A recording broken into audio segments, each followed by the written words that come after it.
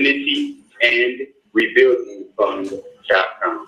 We often hear how we need to work together to rebuild the city. And we're actually doing it. You can make online donations and click on links to track the progress of the Unity and Rebuilding Fund. And for more information, 313-868-0000. It's a local number. Again, 313-868-0000.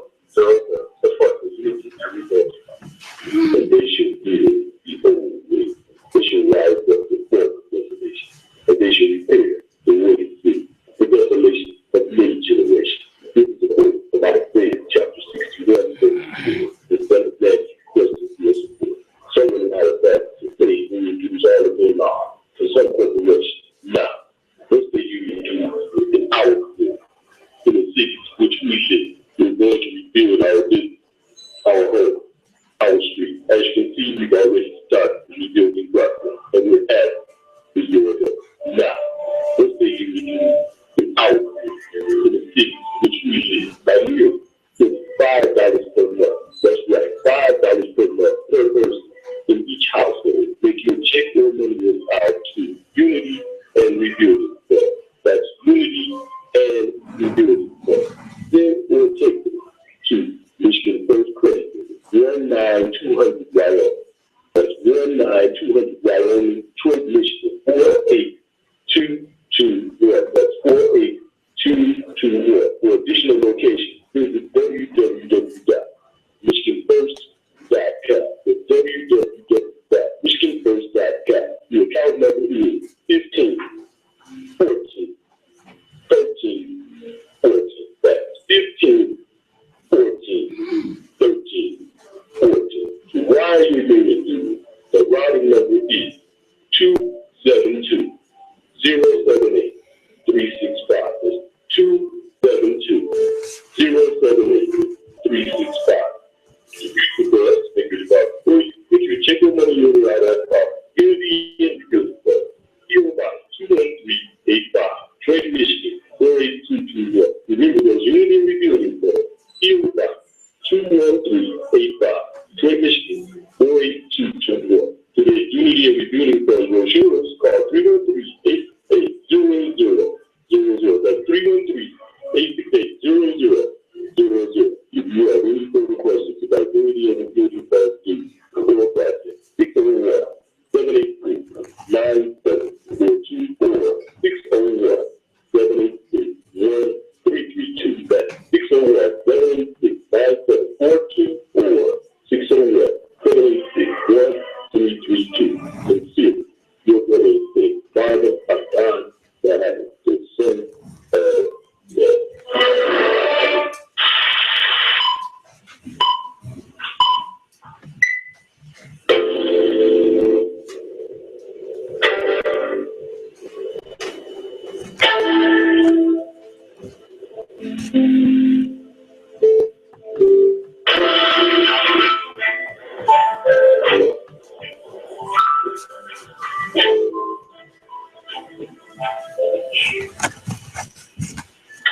The views and opinions expressed on the following show are not necessarily the views and opinions of WWPY, its affiliate, management, or sponsors.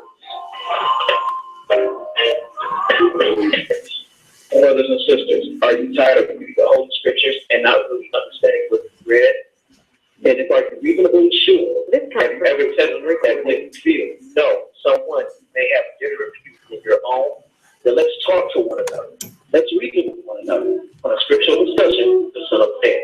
A live broadcast every Sunday at 12 noon on TV 33, FM 88.1 WHPR and Comcast Cable. So why don't you call and let's discuss the Holy Bible? And if you have one, the Holy Quran, and come to an agreement about the Holy Scriptures and the true meaning.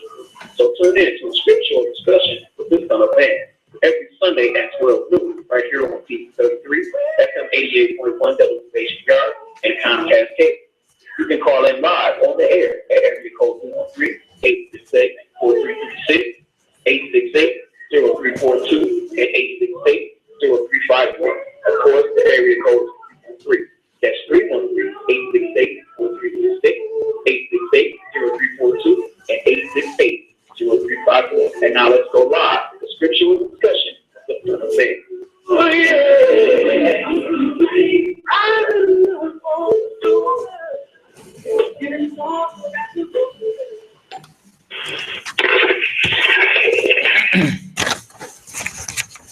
In the name of Allah, the Beneficent, the Most Merciful, the Truthful, and the Most Just. I greet all of you once again with the greeting words of peace from the Lord of the worlds. May Allah's Salam Alaikum.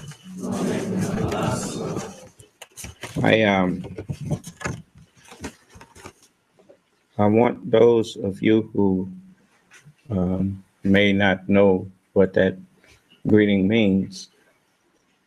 It simply means, may God's peace be unto you. I feel very honored to have a guest this evening that I want to introduce, and his name is Attorney Tom Mesereau. And he is an unconventional, unpredictable trial lawyer. His accomplishments in the courtroom are extraordinary and unprecedented. He wins white-collar and non-white-collar trials in federal and state courts. Mr. Mesereau is best known for acquitting the late Michael Jackson in his world-famous trial in Santa Barbara, California. Mr. Jackson was acquitted of all 14 charges in a child molestation indictment. Mr. Mesereau, as Mr. Jackson's lead trial counsel, conducted jury selection, opening statement, closing arguments, and examined and cross-examined every major witness in the 5.5-month trial. Mr. Mesereau received his Bachelor of Arts from Harvard University, cum laude. He earned a Master of Science from the London School of Economics and his Juris Doctor from the University of California, Hastings College of Law. Mr. Mesereau is a member of the Litigation Council of America, a trial lawyer honorary society representing approximately 3,500 fellow trial lawyers. Each year, this organization awards the Mesereau Cup, named after Mr. Mesereau. Thank you.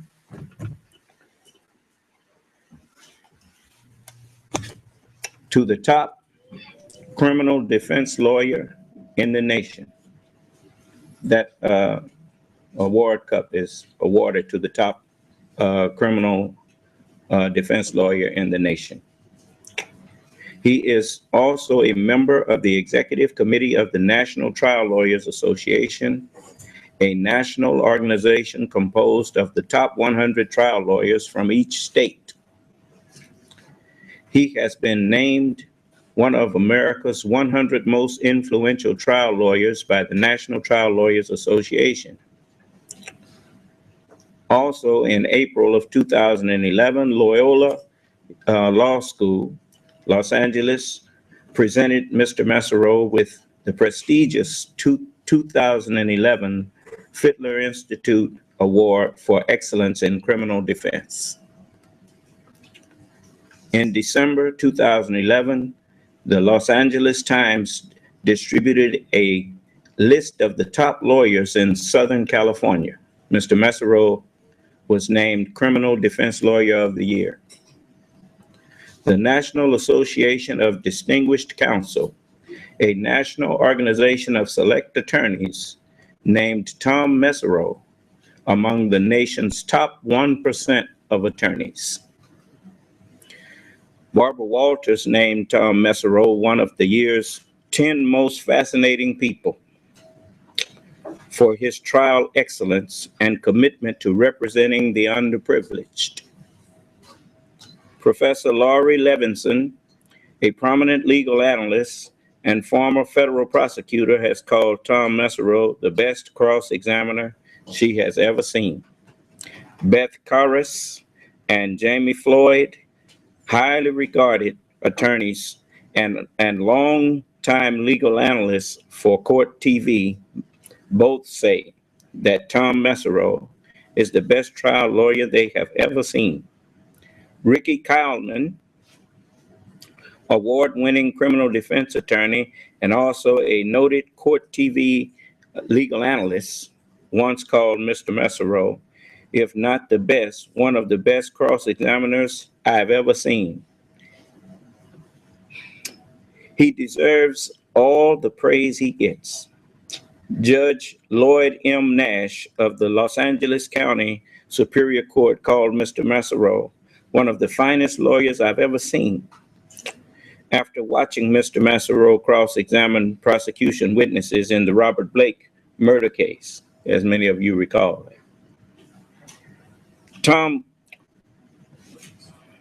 Mr. Mesereau was also named the Criminal Defense Lawyer of the Year by the Century City Bar Association, Los Angeles, when he freed actor Robert Blake from jail. California Lawyer magazine awarded Tom its highest award for excellence in criminal law when he acquitted pop legend Michael Jackson of 14 charges of alleged conspiracy and child molestation. Tom's alma mater, the University of California's Hastings College of Law, has named him the Alumnus of the Year.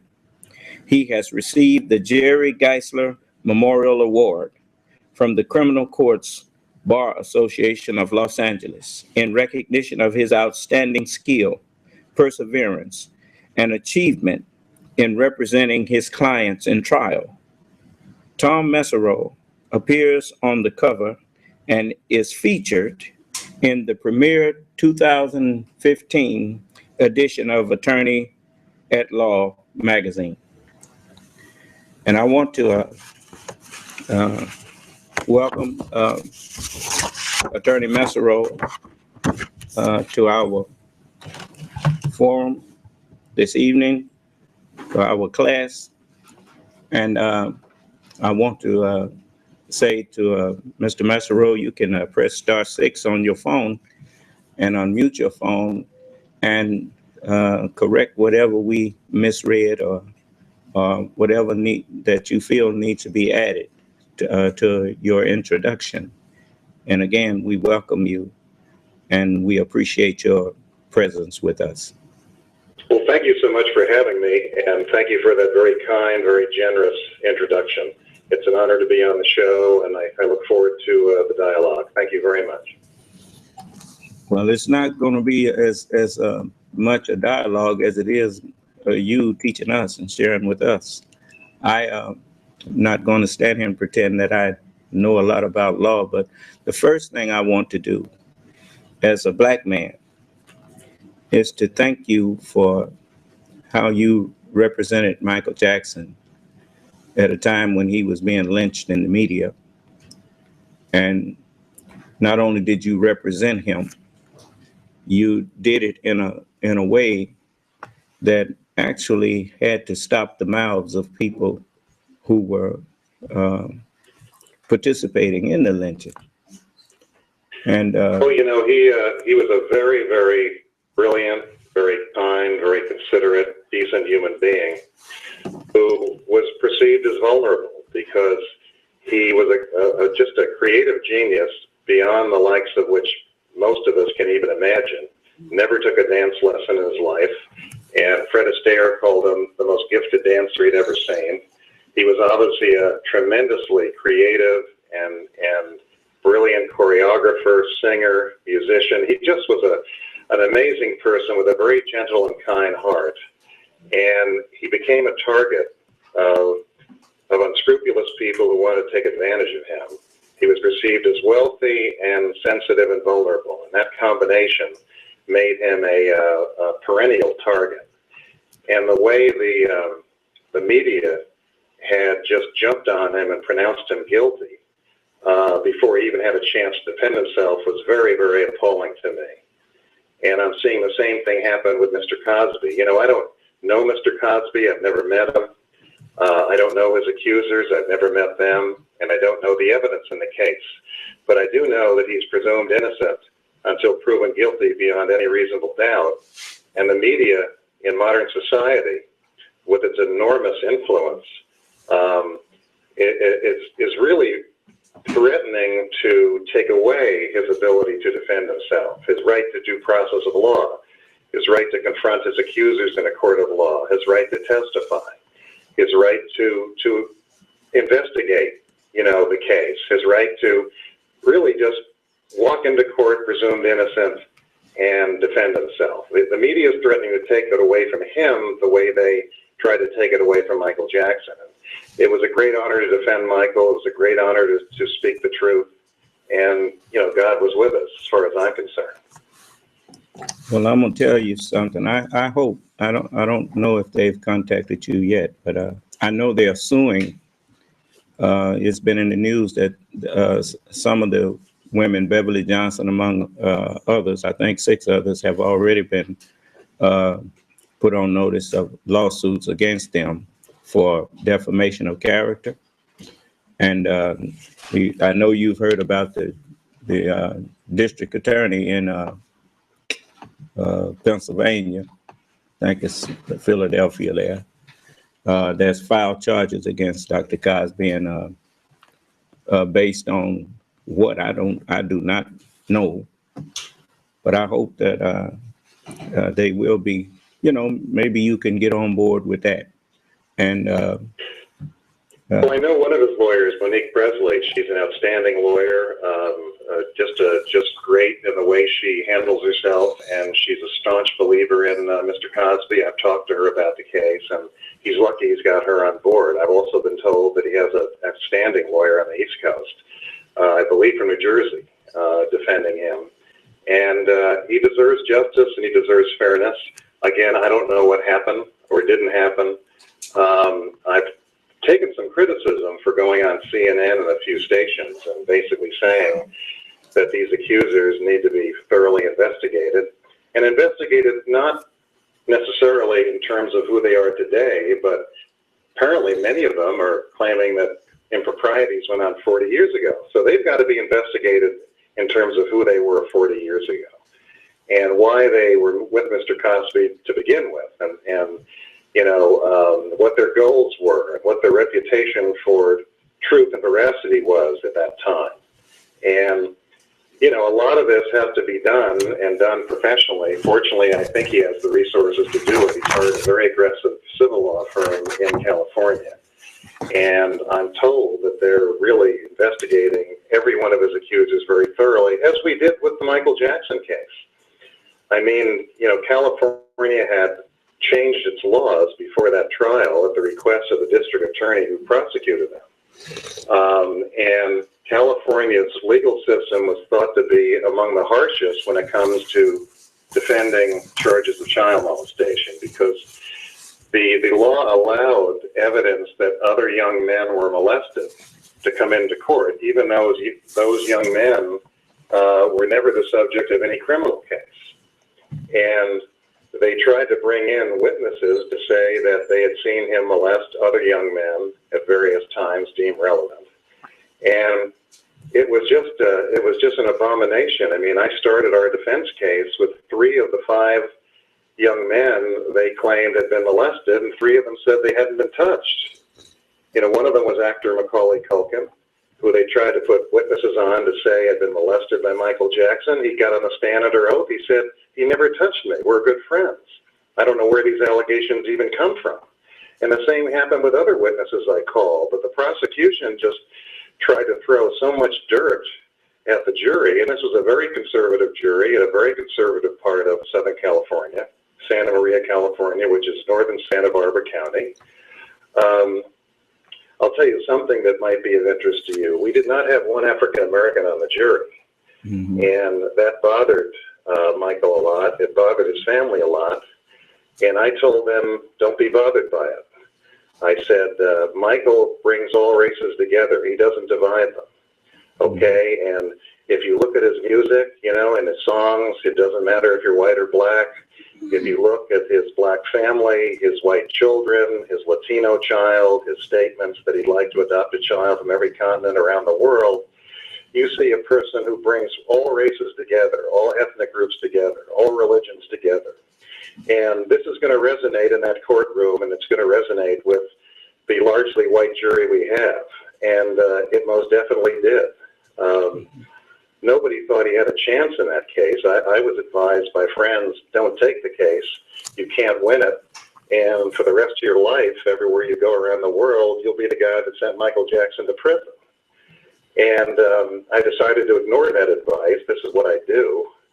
And I tried to guide him as best I could through a very difficult process, and fortunately it worked out. But I think it also destroyed him emotionally and psychologically. I think that for him to sit in that courtroom 5 days a week and be told that he had organized a conspiracy to abduct children, that he had organized a conspiracy to commit extortion, and that he had taken a cancer-stricken child and plied him with alcohol to set him up for child molestation. I mean, these were just horrid charges. I mean, they were far worse, in my opinion, than being called a murderer. And poor Michael had to sit there 5 days a week for 5 months and listen to this stuff. And I think it broke his spirit in many ways. I don't think he ever really recovered from it. But, fortunately, we did emerge triumphant, and he did walk out of that courtroom a free man. Mr. Mesereau, even the defense that you all put up for him when debunking witnesses and that kind of thing, what you said about looking into the history of the witnesses. Most people, they even tried to paint some sinister motive behind that, as though let's find something and dig up on them to muddy the waters. When in actuality, to me, the reason that you do that, when you have nothing but people that's coming in testifying without any other evidence, their character and their background is very important. Of course it is, absolutely. And as I say, in looking at the media, swarm that's surrounding Bill Cosby, it just reminds me, all the time of what happened to Michael Jackson, how the media just decided to do a very shallow review of the evidence and the facts, how the media just wanted to portray sensationalism, and the media wanted to create a verdict that would make them billions of dollars. After that acquittal, Berry Gordy, who founded Motown, was kind enough to invite me to a private lunch with he and his children. And he started the lunch by looking at me and welcoming me, to what normally was just a very private lunch that outsiders are not invited to. It's usually just he and his children. And he said, you realize you cost the worldwide media billions of dollars. Wasn't quite sure what to say in response, but he had a point. It was big business to see him convicted and hauled off to jail. And the jury deliberated for about 8 days, and every day they deliberated, major networks like Fox and MSNBC were showing the jail cell that he was going to go to when he was convicted. And you can't tell me that wasn't designed to influence the jury. It was just a disgrace that frankly took me a long time to get over. When all was said and done and I moved back to Los Angeles where I live, I almost had to decompress after that hurricane of media sensationalism, all designed to destroy someone. And I remember after the 14th and last verdict, which was not guilty, it was 10 felony counts and 4 misdemeanor counts. I hugged our team, and I hugged Michael, and I looked into the spectator section, and I saw these representatives of media and they all looked so disappointed. You know, big story was over. They were hoping to see him convicted, hauled off to jail. They were hoping for a buildup of a number of months to the sentencing, where they'd all be speculating, you know, where's he going to be, and what's he going to look like, and what's he going to eat, is he going to commit suicide, who's going to visit him, and all this kind of stuff. And they wanted to see him hauled into the courtroom for sentencing without his normal clothing and without his, you know, his makeup and without his very artistic look. And they were salivating over this. This was going to be big business. And they were so disappointed that this was taken away from them. They wanted to see this human being rise to the greatest heights imaginable and then fall to the lowest depths. It makes for a good story. It makes for good ratings. It makes for good revenue. And I fear that in the society we live in, that where there is a fascination with criminal cases and criminal trials, that you're going to see them try to do more of that. And I'm very proud of my profession because we're really the ones that can stop that kind of stuff. And, you know, we have a long history of doing that. We criminal defense lawyers, we're not always liked. We're not always appreciated. We're not always trusted. But if you really look at American history closely and the development of our civil rights and civil liberties, you will usually find a courageous criminal defense lawyer somewhere who went against the crowd and went against public opinion and fought for what was right. Even, you know, when this country began, you know, we read these history books in grammar school about the Boston Massacre, for example, when British soldiers killed innocent civilians in Boston. And what a lot of people don't know is that there was a lawyer at Boston named John Adams who later on became president of the United States. And he saw the way the crowd was ganging up against these young British soldiers. And he decided to voluntarily defend a few of them because he thought they had a right to a fair trial and not to be lynched before they even got in the courtroom. And he got some acquittals. If you look at what happened in the southern states during the civil rights struggles of the 60s and 70s and 50s, you'll find very courageous southern criminal defense lawyers who were ostracized, and, you know, their practices were hurt seriously because they tried to stand up for demonstrators and people who were just being vilified because of what they were trying to do. So I'm very proud of my profession, very proud to be a criminal defense lawyer, and I think, you know, with this advent of modern media and social media, the danger of presuming people guilty instead of presuming them innocent is always there. And my profession, I believe, you know, we were the ones who try to fight against that stuff. I'm going to tell you something else, Mr. Mesereau, that I hope the listening audience and the viewing public will know this, that you, as we say here in Mississippi, you ain't got no dog in this hunt. And I mean, nobody's paid you to come on here. The Cosby team haven't been in contact with you, but because you see something that looks familiar, as a concerned American, you know, that's the one. I'll tell you what, you're a Caucasian, and I'm a black man. But the one thing that I hear in you that makes me take the stand that I have taken as far as America goes and as far as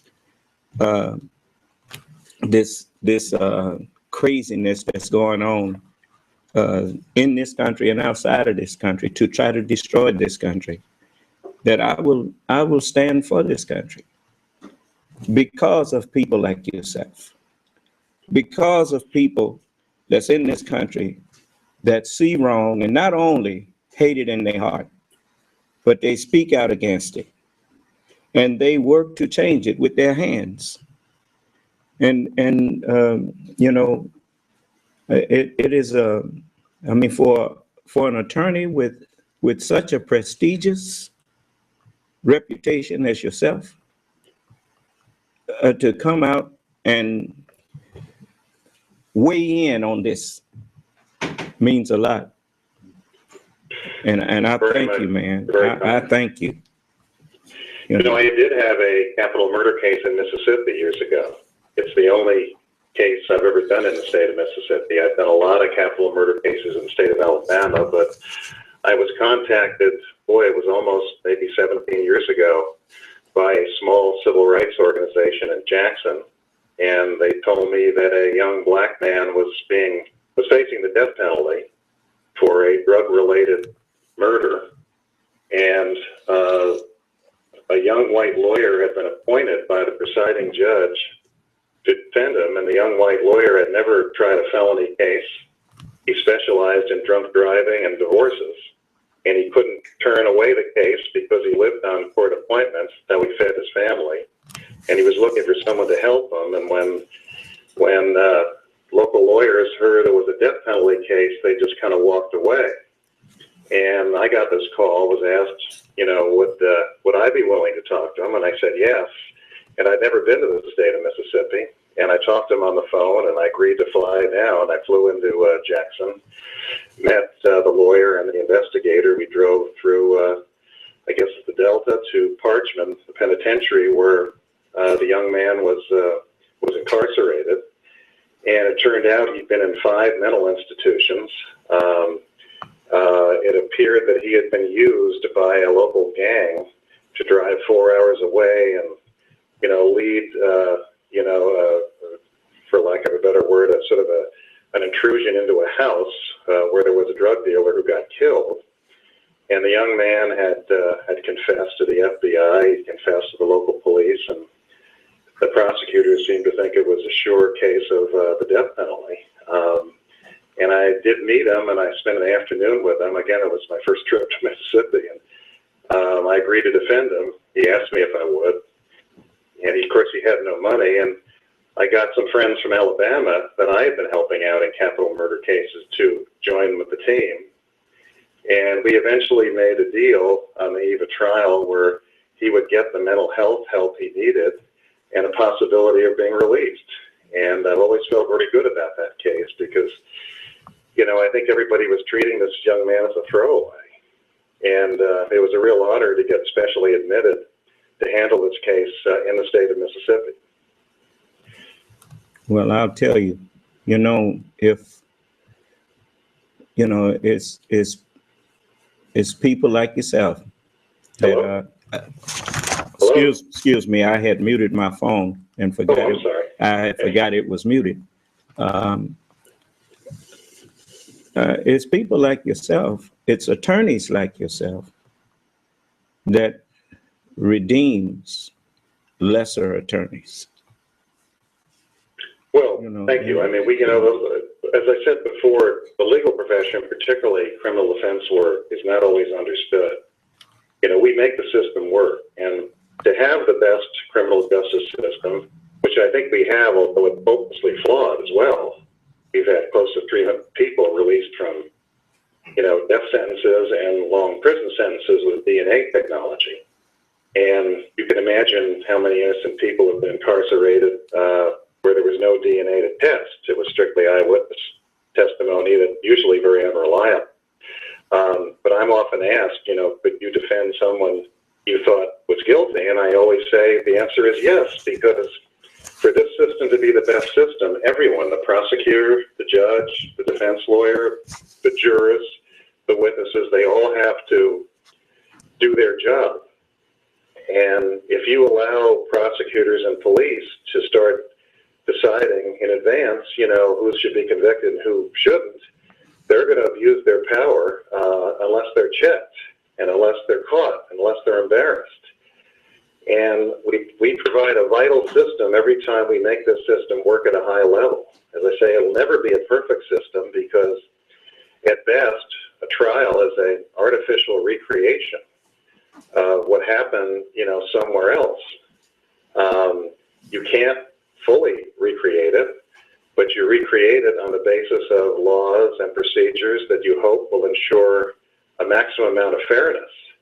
It doesn't always do that, but that's what we strive to achieve. And the laws are always changing because we're always trying to figure out, hopefully, better ways to ensure fairness in the courtroom and better ways to make that artificial recreation of reality, a fair one. But it'll never be perfect. But to reach its highest level of fairness and justice, everybody has to do their job and do it aggressively and do it intelligently. And everyone deserves a fair defense. And unfortunately, as we all know, the poor very often don't get the defense they deserve and don't get a defense that's equal to what wealthy people get. That's unfortunately a reality that never seems to change. But I always try and tell law students and lawyers when I lecture that there's no higher calling than to defend the despised, the hated, the disliked. To me, that's the highest calling of a lawyer, to take someone who has already been vilified and despised and basically, just degraded and devalued before they even have a chance to defend themselves, to take that person and give them a wholehearted, vigorous defense, to me, is the highest calling of a lawyer. Well, that is actually something that the scripture says. Most people don't know it because people, even those who think they are literate, when it comes to the scriptures, they are not. But in the Holy Scriptures, Jesus made a statement, and I'm not going to preach to you, but I do want to share this with you based on what you just said. Jesus said that of all that thou hast given me, none of them is lost. None of them have I lost, but the son of perdition. The son of perdition was the one that Jesus couldn't save him. And he said that he was lost that the scripture might be fulfilled. That the Son of Man came to seek and to save that which was lost. The one that nobody else would defend. That's the devil. The Son of Man comes. The Son of Man comes to redeem him, as promised. That's why many of my people hate me, because I stand up and speak up for America and white people, even after the things that was done to us. But Go ahead. I don't know. You are my guest. I'm often surprised by how unfamiliar many people are with exactly what happened in our criminal justice system in the early days. I mean, I find many people who are concerned about civil rights and concerned about equality in the justice system, they don't realize that early in American history, at one point in many states, it was a felony punishable by death for a black to kill a white. It was a misdemeanor if a white killed a black. It was punishable by death if a white person taught a black person to read. And I think a lot of people don't realize the inequities that not only existed in the justice system early in American history, but the way the most highly educated, the most literate, the most erudite judges and scholars justify them. Our justice system was founded in a mass of inequality, and it rested for many years, in many ways, on devaluing other human beings and making sure that if they walked into a courtroom, they were not treated the same, that they were devalued automatically.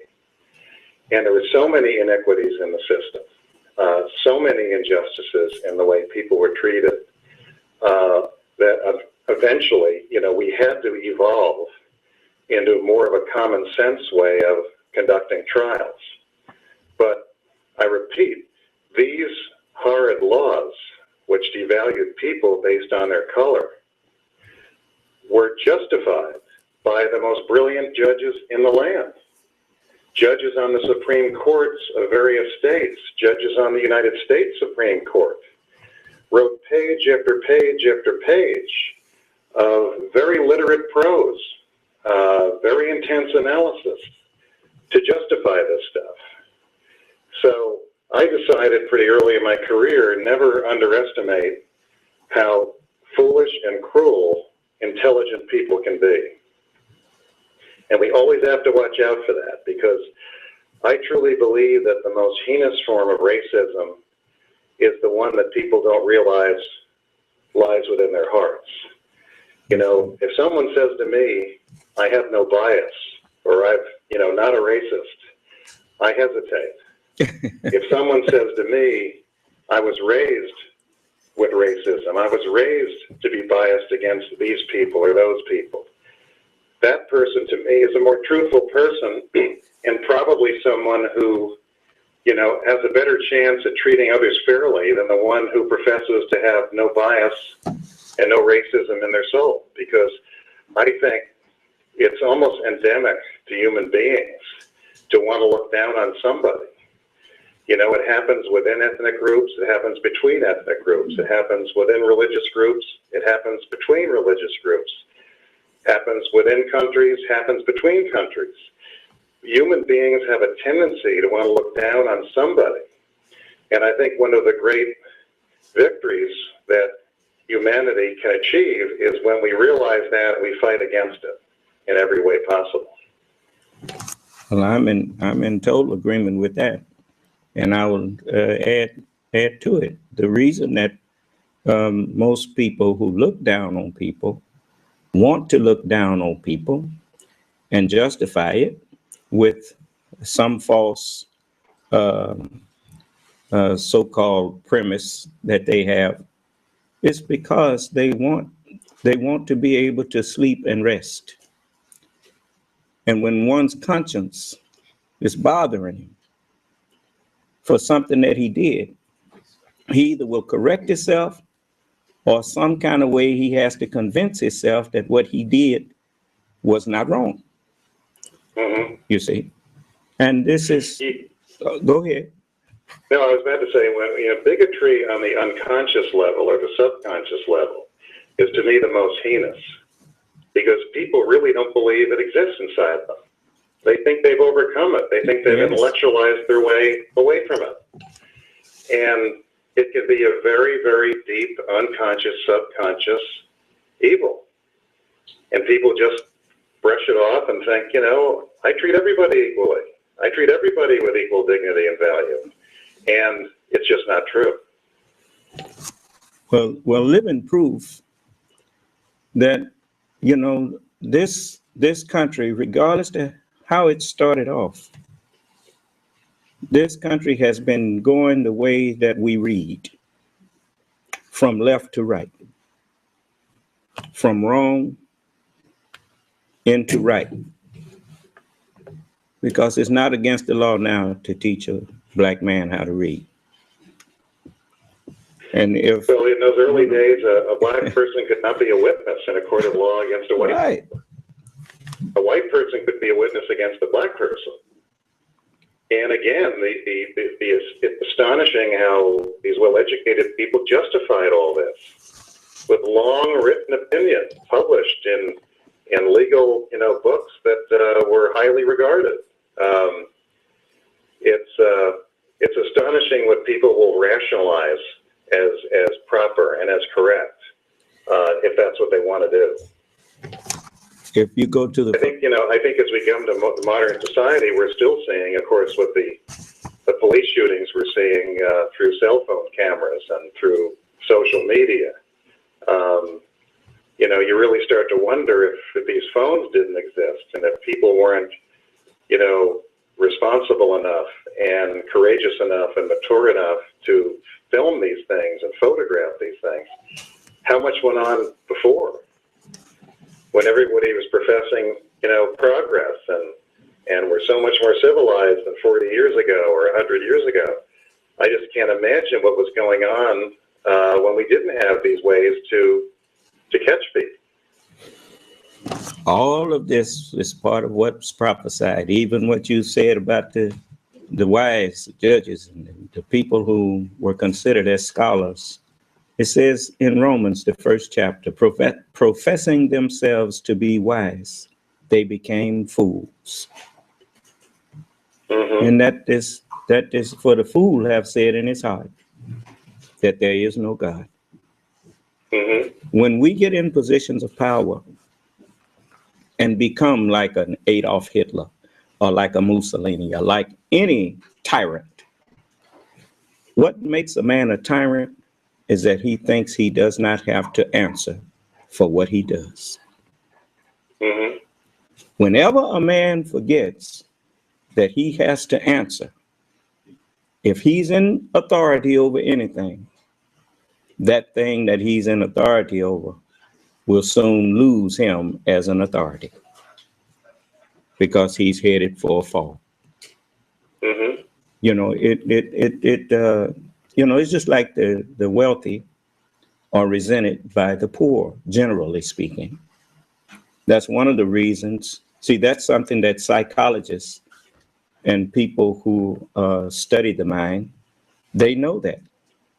When a man is poor, when he sees a man that has plenty, that he wishes that he could have, envy is there.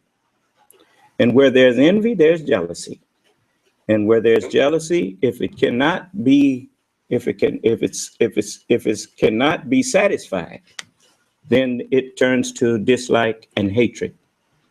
And so since he can't get up, he loves to see the person who is up fall, which makes the ignorant mind of the poor man subject to the lies of media when they come out and decide they want to lynch somebody. Mm-hmm. And that's what Michael Jackson was suffering. If it had not been for your defense of him, he would have been gone. Well, they just, this DA, in my opinion, was after him for, over 10 years. He seemed to almost be obsessed with taking down Michael Jackson. And, I learned that this district attorney had flown to various countries trying to find witnesses against Michael Jackson, trying to find victims of Michael Jackson. And he had a website at the sheriff's office looking for witnesses against Michael Jackson. It was just astonishingly abusive use of authority and power, in my opinion. And the efforts to just win at any cost were just remarkable. But fortunately, we had a jury that proved to be very objective and very fair. Doesn't always happen, but this jury was particularly objective and fair, in my opinion. And they battled for about 8 days over all the evidence of a 5-month trial, went through every charge, all 14 of them, and acquitted them of every one. Well, you're being modest, but the fact of the matter is, they wouldn't have, you actually, by the evidence you brought out, forced that. You see, and that. Well, it just, the poor fellow, as I said before, he was one of the nicest men I ever met. Kind and decent, liked to see people do well. But he suffered, fame, particularly at that level, may bring some excitement and some experiences that few people have, but it also come at a price. Well, I heard this, as a matter of fact, not just heard it, I saw this tape that was done on Michael. It wasn't too long before his demise. But he was talking about his ownership of Sony and different, how they thought he didn't know this and didn't know that. And he was letting the people know that he wasn't the uneducated businessman that they thought he was. Mm-hmm. And he was kind of bragging about it. And with with the kind of monies that Sony generated, for him to have such a large share of Sony, I think they're the majority shares. You know, it's not just that district attorney that I was thinking. He was just the spearhead, but someone was motivating him and telling him which way to go. Well, Michael certainly thought there was a conspiracy of various interests who wanted to take him down, wanted to strip him of his assets, wanted to put him in a place where he could defend lawsuit, and wanted to just collect all of his wealth and strip him of it. He always thought there was a conspiracy of various people at various institutions to do that. And you know, I don't think he was far from the truth there either. But you know, I didn't bring you in here to go into a lot of that. I don't want to go into any areas that may even make you uncomfortable, because you are a lawyer, you are an attorney. And I don't like innuendo. I don't like suspicion. Mm-hmm. But at the same time, you know, when you think of a man, a doctor giving this young man medication, and he dies under that doctor's care, and he, all he got was amounted to a slap on the wrist. Well, that's just another example of how professionals, particularly physicians, will often treat superstars differently. I mean, if you or I had a sleep problem, I don't think anybody would prescribe propofol to us. No. You know, they wouldn't even imagine doing such a thing. But so why were people giving Michael Jackson propofol? And then he wound up dying. Yeah, it's just a double standard. And, you know, I think what happens is that professionals get close to a megastar, and they just sense they're going to be famous and make a lot of money and do a lot of exciting things, and they will almost do anything to make sure they don't lose contact with the megastar. The same thing seems to have happened to Elvis Presley. Yes, sir. And it's a real tragedy, because you shouldn't bend your professional standard just because someone is famous or you see an opportunity that you don't want to relinquish. But it turned out Michael was being handed this stuff in Europe too. You know, it's a dangerous anesthetic if you don't have the proper breathing equipment, heart monitoring equipment, and trained personnel. And as I understand it, this doctor was a cardiologist, not an anesthesiologist, and didn't even have the basic equipment, and just gave it to him because Michael had a sleep problem. And of course, look what happened. Yes, sir. And it's so many of, you know, it's so many, you know, I grew up in Los Angeles. I was born in Mississippi, but I grew up out west. Uh-huh. And I saw a lot of things, especially when I was trying to get into that, you know, entertainment thing. And Yeah. I didn't go into it because, you know, I didn't like be hit on by no man. But, you know, but anyway, the thing is, they booked them until the entertainer can't, you know, tell him that I'm just tired. And then they give him something to keep him going. And that begins the process. Yes. And you know, it's time now that people of good conscience and people of goodwill stand up and speak up and defend your humanity.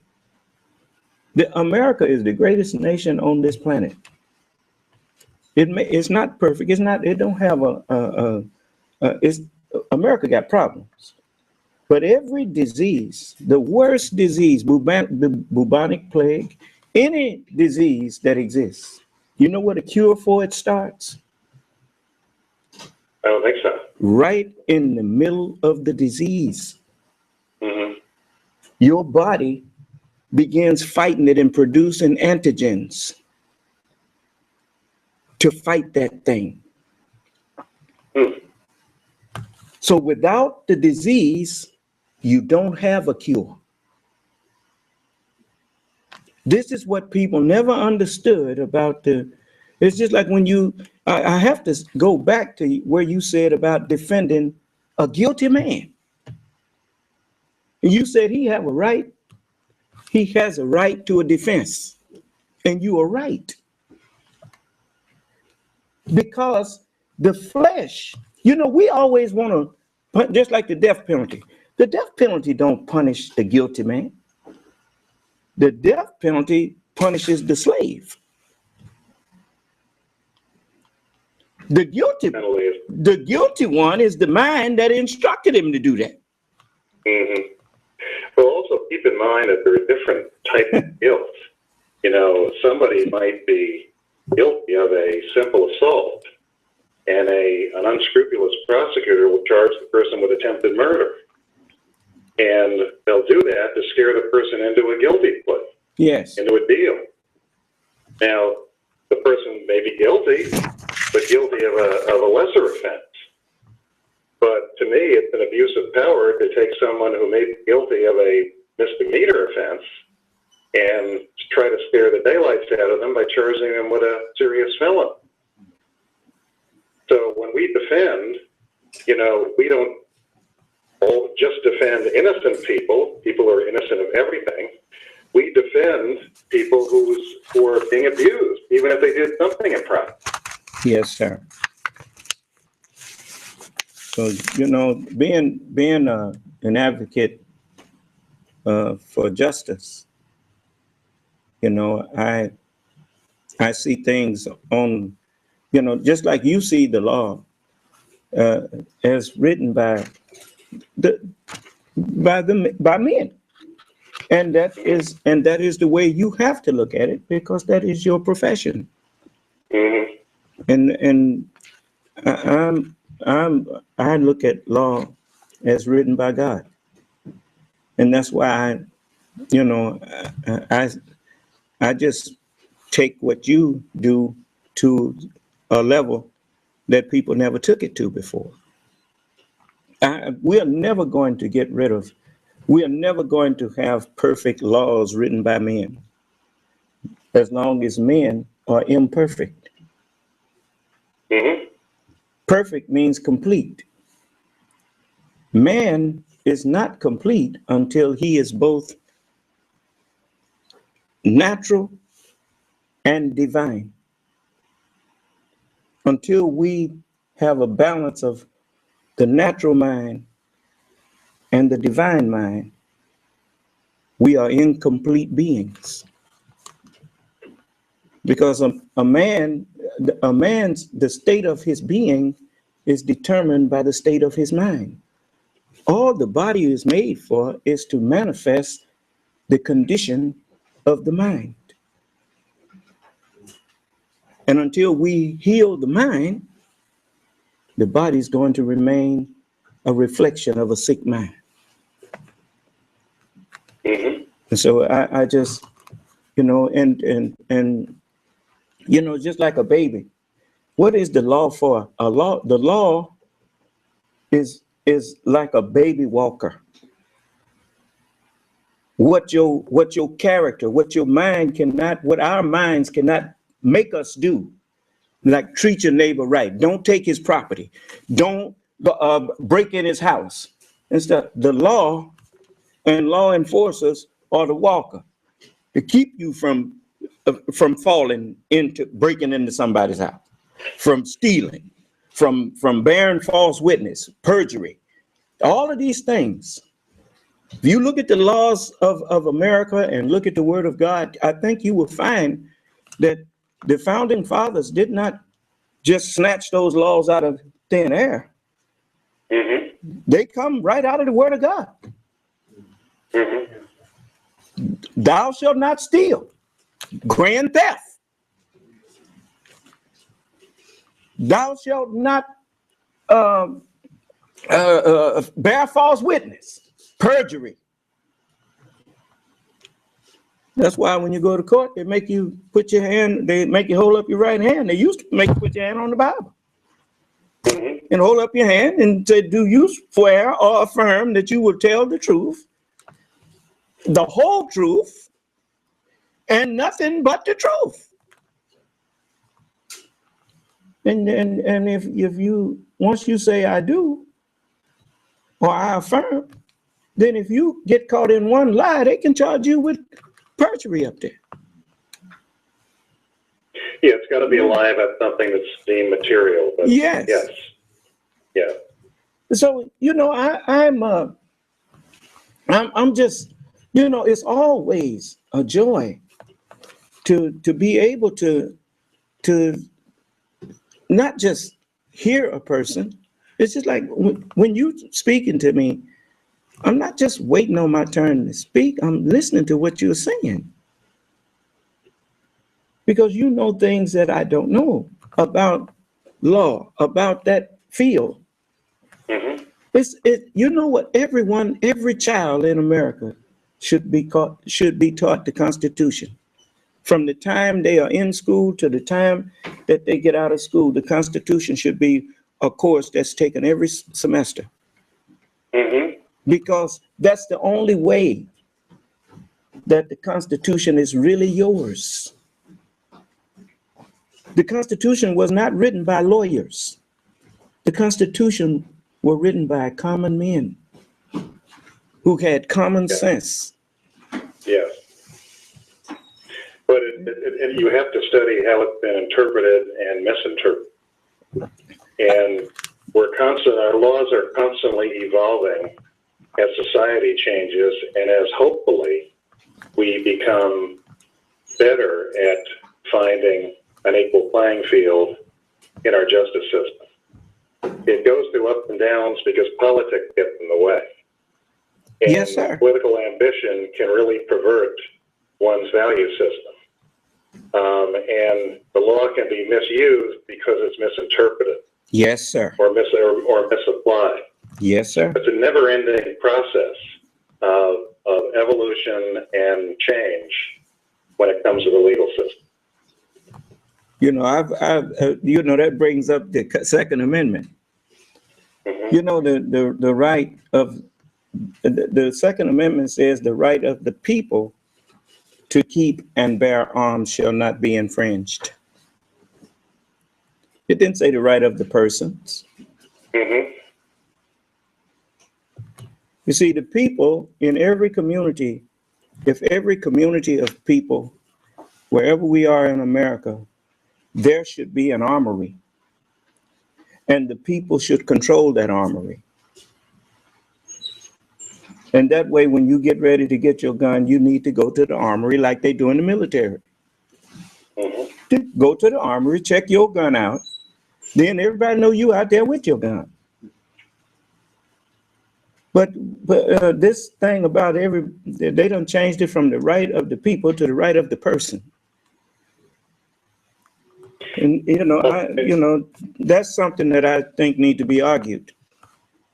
Well, there are so many guns in so many places in America. Mm-hmm. And the argument that if the good people don't have guns, certainly the bad people are going to find them. While the argument has some validity, I think it's a pretty cynical way of looking at society, because there are other societies that just don't have the level of weapons per capita that we have. And I think, you know, it's a deeper process than simply who can get guns and who has guns. I think it has to do with people's values.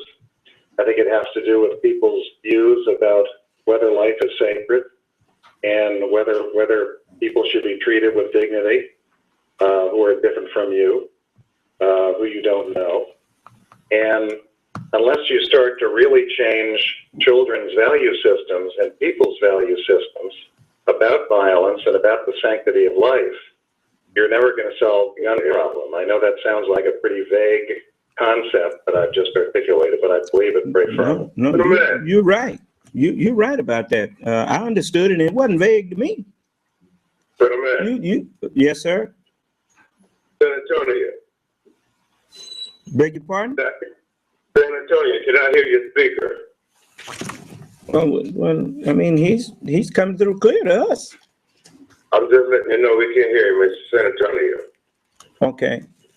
Yes, sir. Brother Michael, are we coming through in both rooms? Yes, sir. Okay, well, you might want to adjust the volume on your phone, brother, because you're the only one that's saying you can't hear. Yes, sir. But Excuse me, sir. Mr. Mesereau was just saying in a capsulized thing, statement, that until we change the human heart, really, the way that we view life, ain't nobody gonna be safe. Well, as long as life is cheap, we're never gonna be safe. But when you agree that every life is sacred, well, nobody have to tell you what you should be doing with them guns.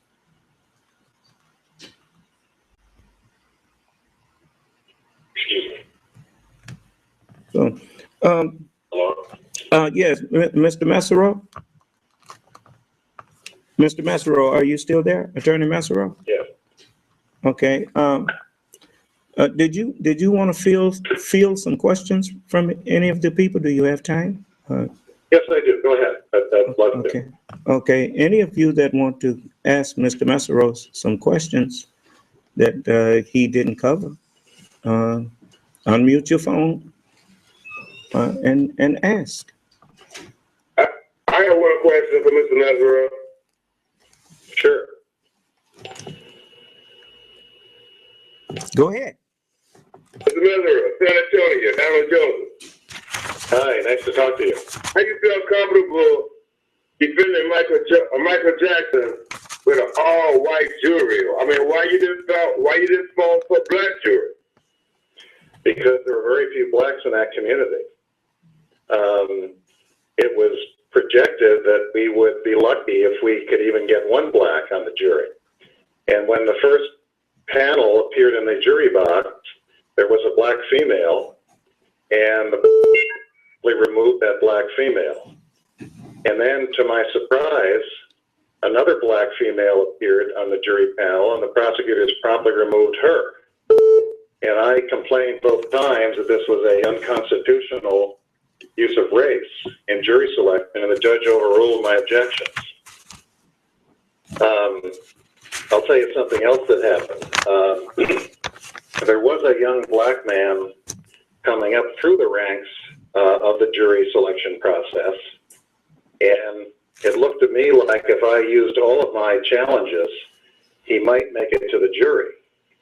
And the prosecutors were 3 white men, and they had a white jury consultant, and I saw them huddling, and I think they thought I was going to use up all of my challenges to try and get that black man on the jury, because I could tell what their thinking was. Their thinking was, you know, we can't lose this case, but Mesereau just wants to get a black on the jury to hang the jury.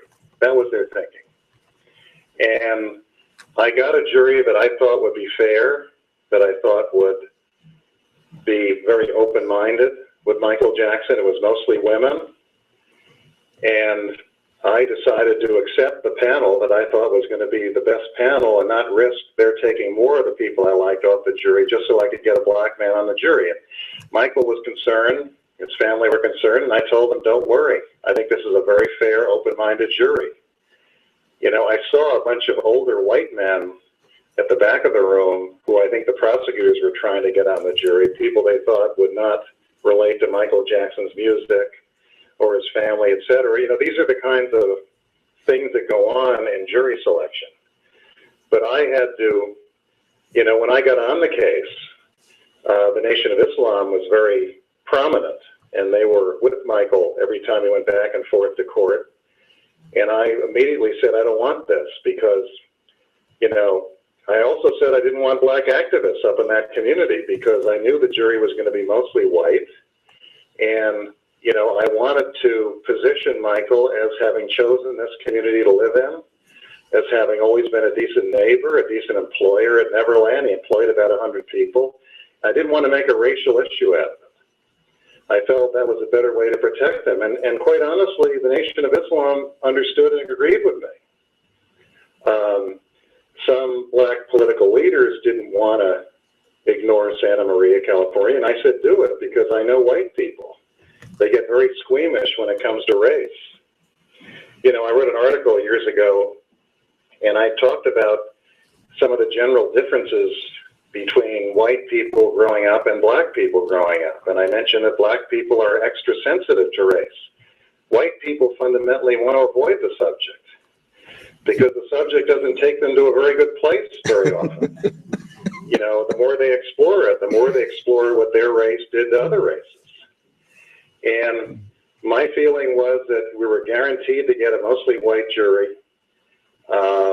We'd be lucky if we had one black on it. We didn't get any. But the theme that Michael Jackson brings all people together, unites all people, was a theme that was going to resonate with a white jury. And obviously you were right. I mean, that, you know, that there's no argument to put up for that. Because the attack on Michael was nasty, very nasty. The attacks on his sexuality, you know, and I knew it was coming. You know, they were just trying to do anything they could to devalue him in front of that jury. And, you know, Michael was a very eccentric artist. And in my experience with juries, women tend to be much less bothered by eccentric artists than many white men who tend to be judgmental. And I wanted, you know, a jury of mostly females who would be very open-minded to who Michael was and what he did and didn't do. And I had a jury consultant who most of my clients could never afford, and she wanted me to avoid women and mothers. And I said, I want women and mothers because they're going to see through some of these child accusers. They're going to see through the lies and the distortions and the exaggerations. And they're not going to prejudge Michael's eccentricity the way some others might. So I wanted open-minded people. I wanted people who knew that kids could lie and that parents could make them lie. And I wanted people who would resonate with Michael's desire to bring all people together. I'll tell you something else that really helped, Attorney Mess. The fact that you are a very calm person. Very calm? Yeah. You know. Well, sometimes you have to be. Yes, sir. You know, it's. I mean, that is something that is just like, you know, with any position of power, it always helps for the one with power to always have good judgment unclouded by emotions. Mm-hmm. If you can't keep your emotions in check, then you're going to make a lot of mistakes. Mm-hmm. A lot of the things that they were doing, they wasn't so much as doing it. They knew it was upsetting Michael. The one they was trying to upset was you, Mr. Mesereau. Well, there was certainly some of that going on. Yeah. Yeah, and they were trying to bait me all the time. I was up there. I lived up there for 6 months. It's about 4 hours from where I live in Los Angeles, and I lived like a hermit for those 6 months. I was in, you know, because they were trying to set me up everywhere I went. Mm-hmm. They wanted me to be in bars and restaurants and hotel lobbies, and they put some young girl behind me and take a photo and put it in the local paper. They were doing anything they could to undermine us, but they couldn't find me. I was in bed at 7:30 in my apartment every night. I was up at 3 without fail every day, and there were efforts to get Michael to change counsel. They tried everything under the sun to get what they wanted, which was guilt. Well, I tell you, there just never has been a right way to do a wrong thing. And, you know, this world, see what deceived this world is the time limit that was given for wrong to appear right. It's just like darkness. It's dark outside now. And it's going to be dark until the time for the sun to rise. Mm-hmm. And that's the way it is that's the way it has been with the practice of evil. The practice of evil and deceit and lying. It wasn't that the lies were powerful. It was just that everybody was asleep.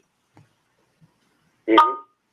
And it's time now for everyone to see through that. That's why it's called the day of judgment.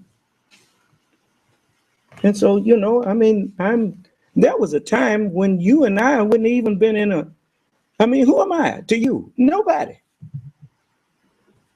I'm not nobody to you. But here you talking to me now. You and I are having a brotherly conversation. While I have you here, I would like you to tell the people that even if this government wanted to pay reparations to black people, they couldn't. Because Want me to say that? You can't pay reparations to individuals. Reparations are paid to nations. I can't say that I'm for reparations in principle and in theory. I can't say that I've practically thought about how to do it, to be honest with you, but I definitely am in favor of it. You see, it's just like now, how does the government, and in order for Germany to pay Israel reparations, Israel had to be formed into a state or a nation. Mm-hmm. Then they pay the government, not the individuals. You don't stand in line talking about give me my reparation. Mm-hmm. No, if you're talking about reparations, you're also talking about you ready to be independent. Mm-hmm. Otherwise, when do the reparations stop? Well, there are forms of reparations that you see around the world. For example, I read recently that Japan has been at odds with South Korea, over reparations to women who Japanese troops forced into prostitution. They called them comfort women. Mm-hmm. And it's been an ongoing controversy since World War II. And apparently, recently, Japan agreed to acknowledge that this happened and to pay a large sum of money, I think, to some of these women who are still alive. I don't know how practically they administered it. Did it go to families of ones who were deceased? I just don't know. But certainly you see examples of this kind of principle at work. But I can't say that practically I know how you administer it. I really don't. Yes, well, this is the thing that will manifest when we as a people, the black people, have matured. Then instead of everybody thinking that they need to speak, then we have one voice. Your government speaks for you.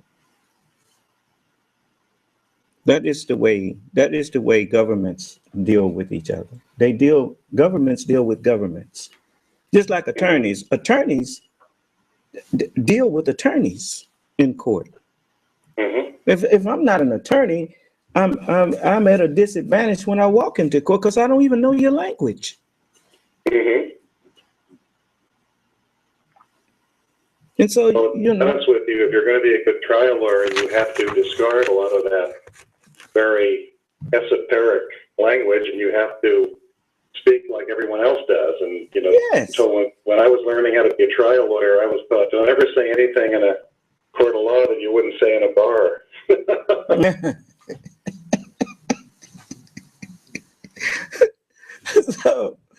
so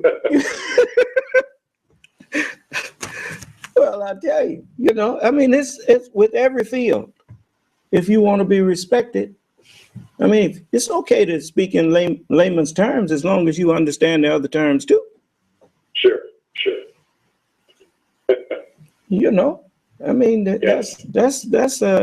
That's to your credit.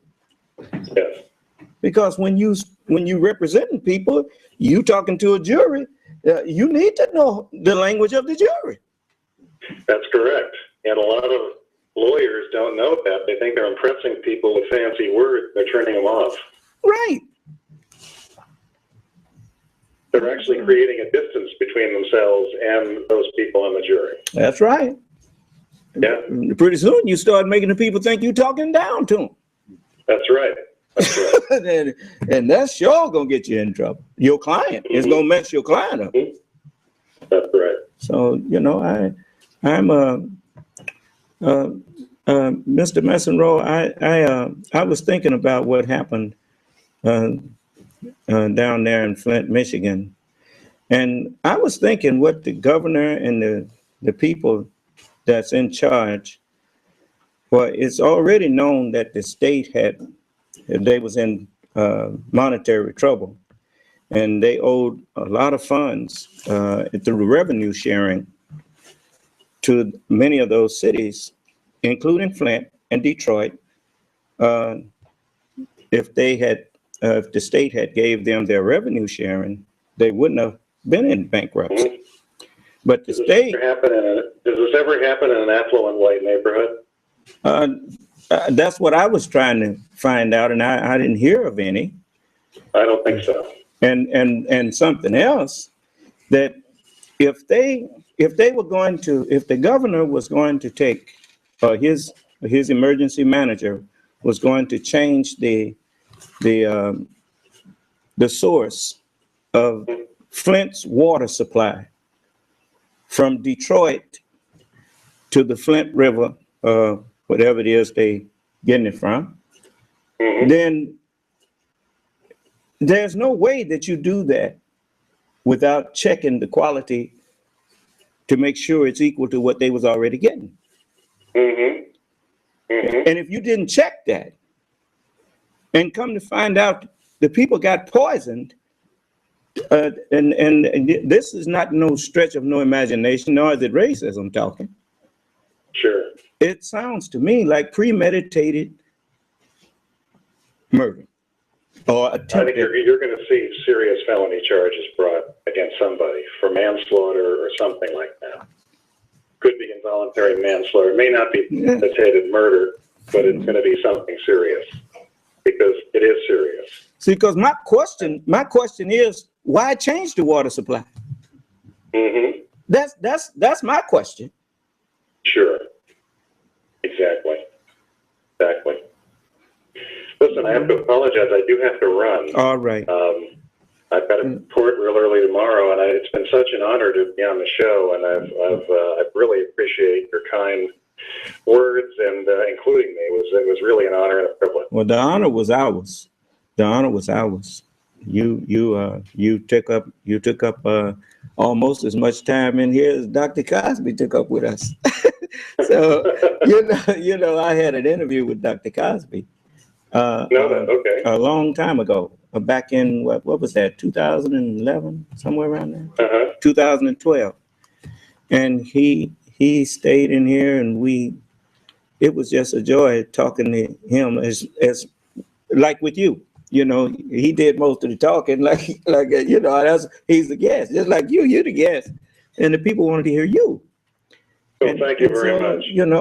I'm just thank you for making yourself available, and I hope that we can talk with each other again at some time in the near future.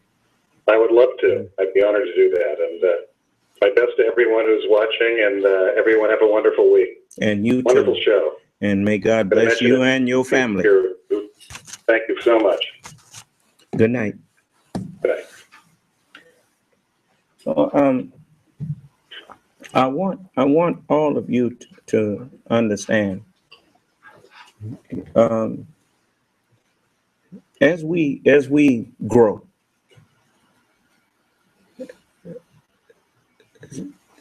part of the signs that we are growing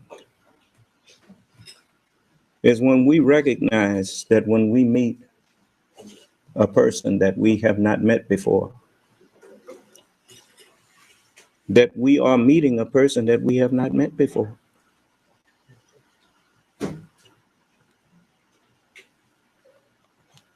You know how angry it bothered, how much it bothered you, I mean, when people say, well, all niggas look alike.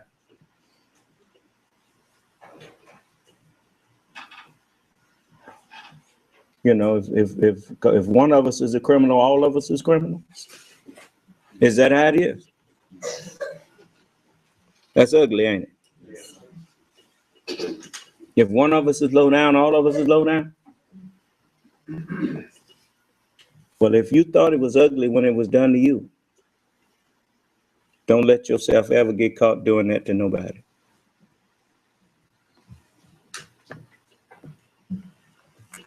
Excuse me. Yes, How are you tonight? I'm not complaining on you. I called earlier because of some questions that I had, and I wanted to ask. Basically, I wanted to discuss scripture, and I wanted to see whether my knowledge thereof was what I thought it was. And I was talking to your son earlier, and he wanted me to bring these questions to you. Could you speak a little louder, brother? I can hardly hear you. Basically, the questions, I just wanted to know, like, the Israelites that were mentioned in the Bible, the lost house of Israel that Jesus himself said that he was coming to save. Do you know how to identify those people? Yeah, I know who those people are. We are the lost sheep in Israel's house. Yes. And The people in Africa, just, and when I say recently, in the past 60 years, they just found out we was over here. Whenever some of the brothers or sisters went and visited Africa, and they would ask them where they're from. They say America, and they said no, and there are no black people in America. We are the ones who were stolen and brought here, kidnapped and brought here. We are the descendants of people who was kidnapped and brought here. And we were lost from our own people. And but that was a prophecy. It's just like many of us are angry about it. Well, you don't have to be angry about it anymore because it was God's plan. I'm more so concerned about it. Say what? I'm more so concerned about the fact that people, a lot of people, including the people who say that, they understand and they know that they don't see how deep that rabbit hole goes. As far as, like, I was listening, to you and the lawyer, you guys were talking, about Bill Cosby and Michael Jackson, and those things are literally a display of what happens when a black person thinks that they can attain that same power that a white person can have. Well, first of all, you the time for them to do that kind of thing to us, that time is up. You're on the tail end of that kind of thing now. I wouldn't fret myself over people like Donald Trump and people who subscribe to racism and try to hide it under some false sense of patriotism or whatnot. There is most people now, they're moving to the next page And everybody who can't move on from that is actually losing their minds. If you listen to them talk, you start to see what I'm talking about. Sure. You know, I wouldn't worry about them if I was you. What you need to be worrying about is getting yourself in tune with the word of God. Because you in the day where the scripture says, remember the Sabbath day to keep it holy. And the Sabbath day is called the great and dreadful day of the Lord. And if you knew the scriptures, you would know that that's talking about the Son of Man. As the scripture says, the Son of Man is Lord, and it tells you what day he's the Lord of.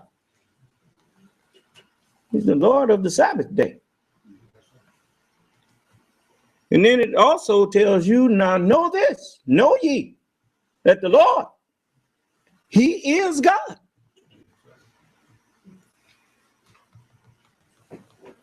As I told you, do you think that Mr. Mesereau would have stayed in here with us for an hour and a half if we wasn't talking about nothing? That man got better things to do than to waste his time in here talking to a fool.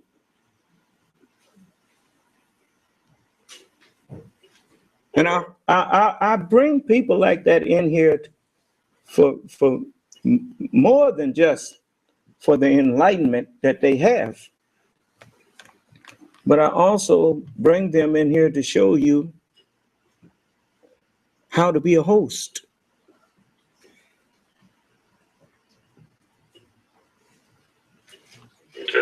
You notice how he conducted himself if I went to say something, he cut me off. And when he went to say something, I didn't cut him off. And most of the time, whatever we had to say to each other had something to do with what the other one just said.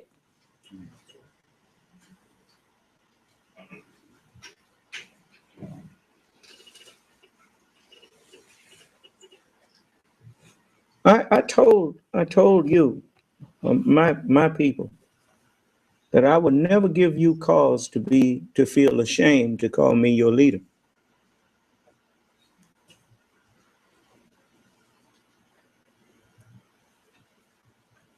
Anytime, it's just like with President Obama. I've never been ashamed of him.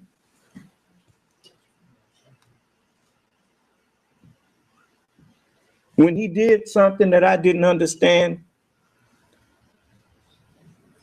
I thought about I had to rethink my position.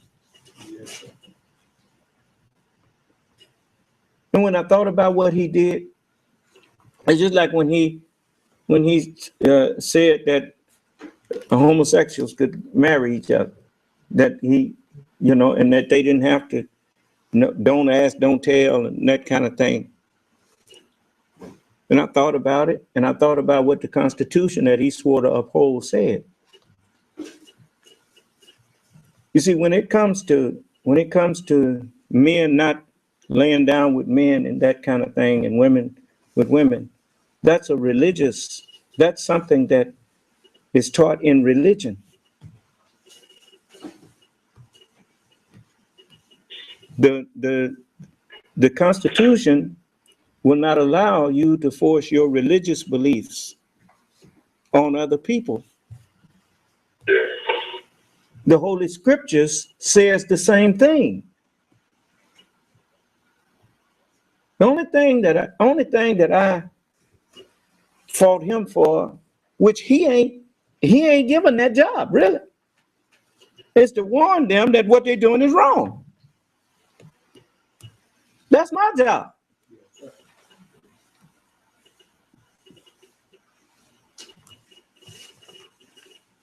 And so that's what I do. But trying to beat them up because they're doing something that they ain't got no business, that ain't my job. God said he gonna deal with that. That's right. I know you wish that it had been me, but you know, that deal with that. I know what God means when I say, when the book say that know ye that the Lord, he is God. It's talking about know ye that the Son of Man, he is the one that the word of God upholds. The word is with him. The word was with God. Well, know ye that the Lord, he is God. Now that's what it says. You know? One other thing. Yes, sir. It was shown to me, through historical facts and way those things line up with the Bible. How when the Bible started off as scrolls written in Hebrew, and Wait a minute. Understand something. The Bible itself says, I beheld in the right hand of him that sat on the throne a book. Didn't say a scroll. Because what is a scroll?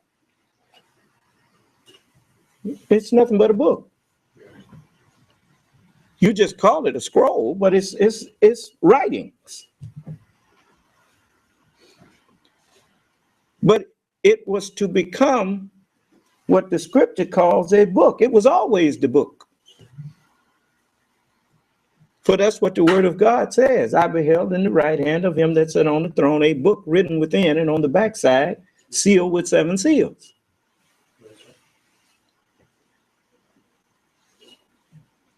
And no man was found worthy to open the book, neither to loose the seals thereof. You know why? Because God said he was going to make a man. And he's done that now.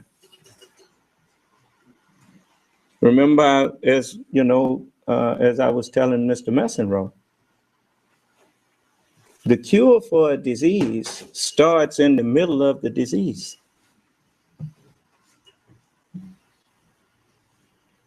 The cure for the corruption that's going on this planet started at the seat of corruption. That's what slavery was all about. All them didn't you hear Mr. Mesereau recounting to you the injustices that was done to us? Well, where did you think that the one to put an end to those injustices was going to come from? From the heart of the injustice. And here I am. And I can talk to anybody now. And I don't wind up insulting them either.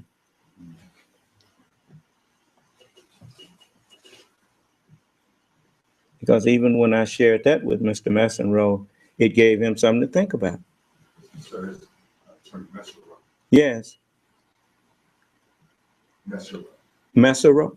Oh, I said Mesereau then. Okay, excuse me. With Attorney Mesereau. You notice how calm he is.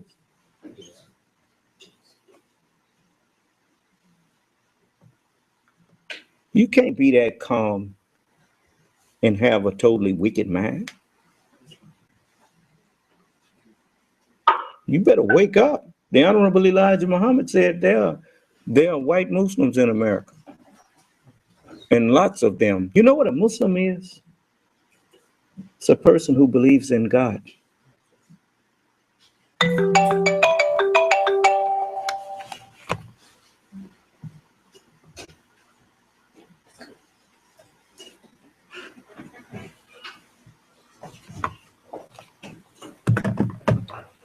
So we don't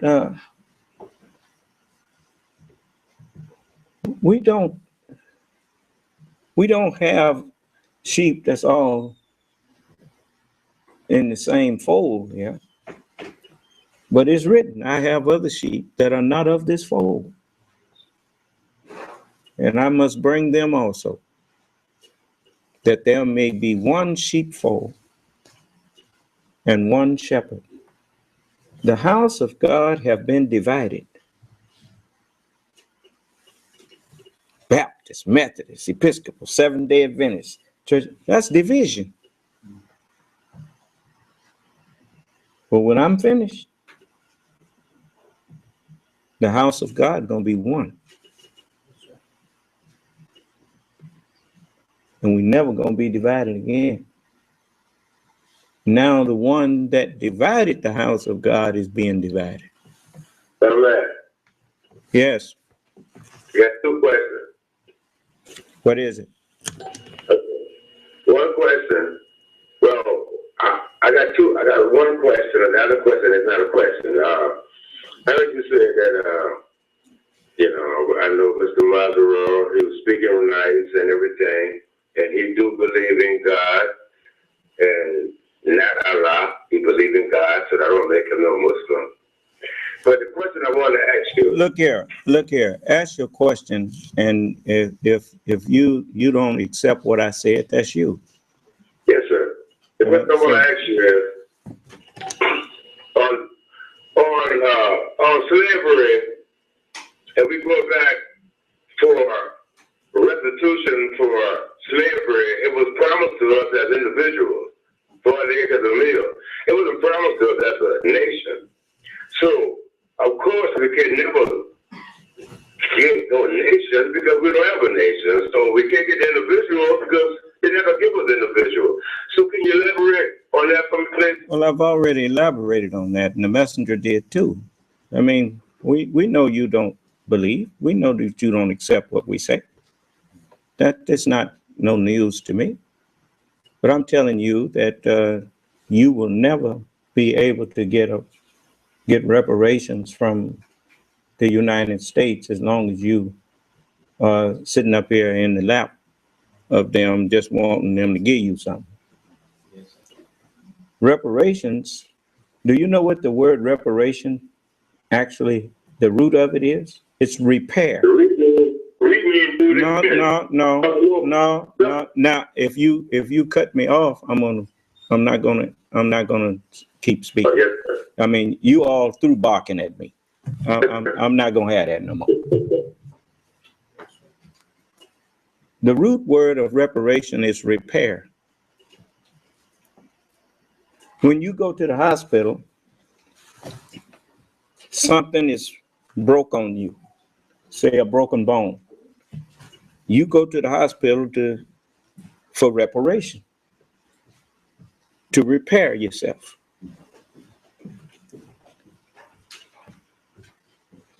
Well, what's broke on us is that we are a nation of people that are all divided against ourselves, and we are a nation of freed slaves.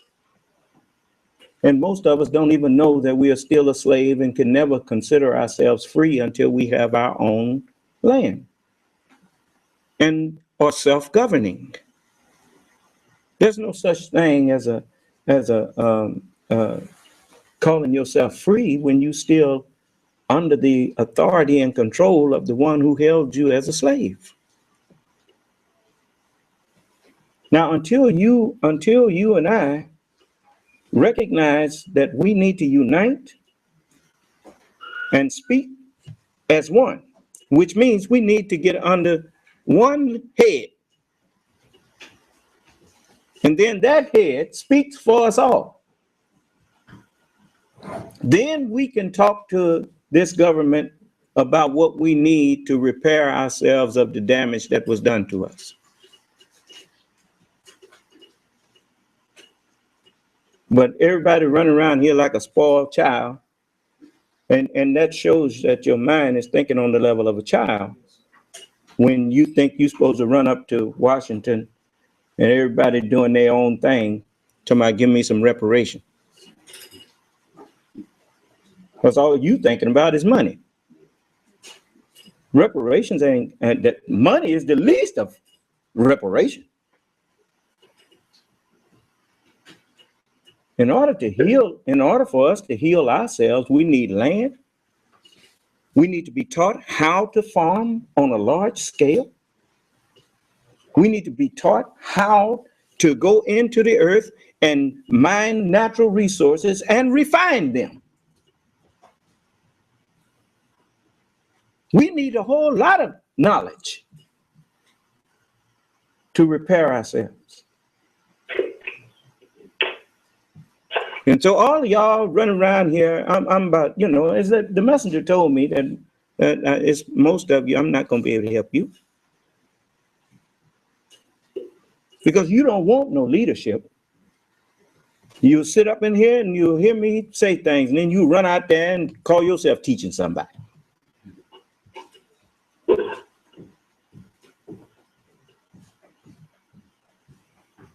Can't nobody do nothing for you.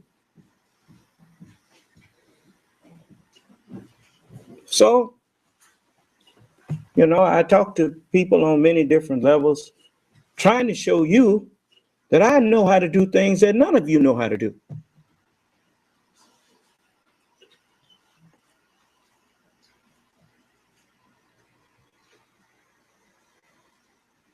Instead of you getting behind me, you would rather get behind somebody who just want to take you somewhere, march you somewhere, and take some money from you and send you home.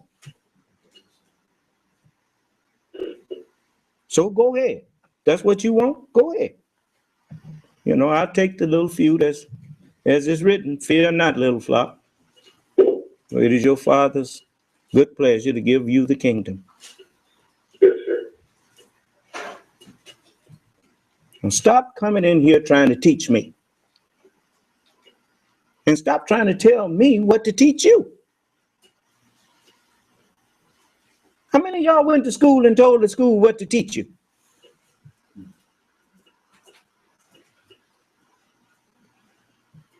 I know what you need to learn. And the first thing you need to learn is to be a decent human being.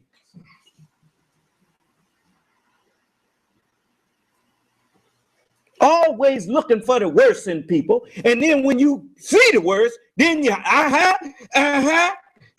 see, these low downs, that's what you pulled out of them.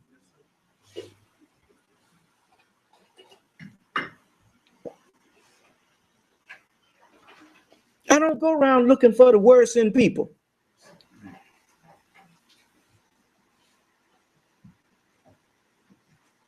The Honorable Elijah Muhammad taught me what I'm supposed to be looking for. He said, first he taught me all human beings came out of the black man. I believed and accepted that. And now I have proof of that for anybody who think they can argue.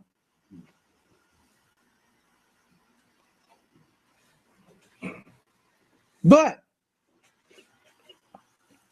he also said, why did we let half original man Columbus discover the poor part of the planet Earth? He said, because the original man is the God and the owner of the earth. And he knows every square inch of it. And he did not care about the poor part. He kept the best part preserved for himself ever since he made it. Now you notice, it's something that's happening now that you ain't paying no attention to, but I'm paying plenty of attention to it. And that is that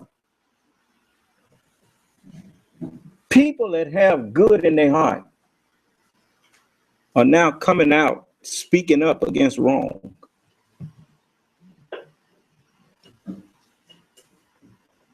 That's because they've been kept preserved for me. He kept the best part preserved for himself ever since he made it. You see, I'll show you an example. These folks mad at me because I speak up for white people. But the white people you've been hanging around, I guess you so low down, that's all you pull out of people. But the ones that Haley Barber, I met him. Governor Barber. He turned him. I'm not saying that he crazy about me, but the man had a heart.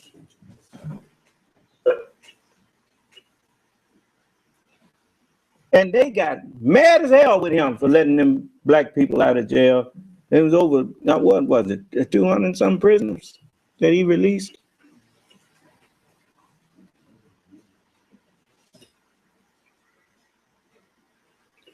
But they left him alone. Better leave him alone. You know, I mean, look, man, you ain't gonna play no skin game with me. It's low down people in every color. And it's good people in every color.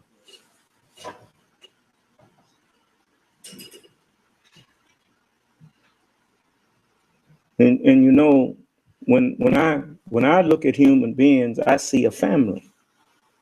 You look at human beings the way Cain looked at Abel. Just like some of them would like to kill me right now. I ain't did nothing to them. Just told them the truth. What did Jesus say? Yet you seek to kill me, a man that have told you the truth. He said Abraham didn't do that.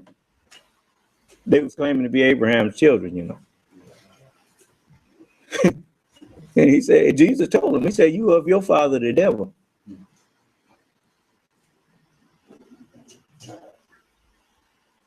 Now, to show you, you remember when I first started defending Dr. Cosby? Because I told everybody, them women, that stuff they saying just don't make no sense. Look at this. I want to show you something here.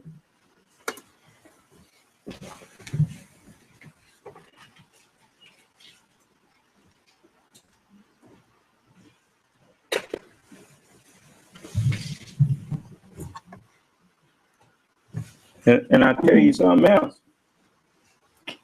If these people are smart on these,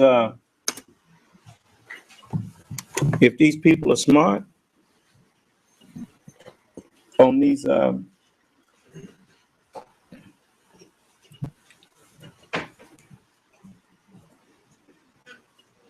you know, I want you to, I'm gonna let you view this whole thing. But first you need to view something else.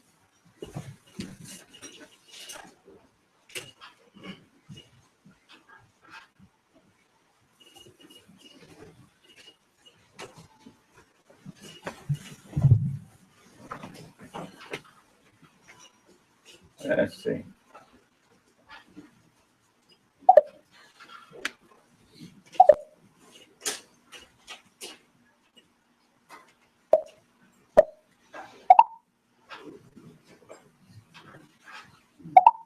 Wayne represents. Now this is, I think it was around 1 something in the morning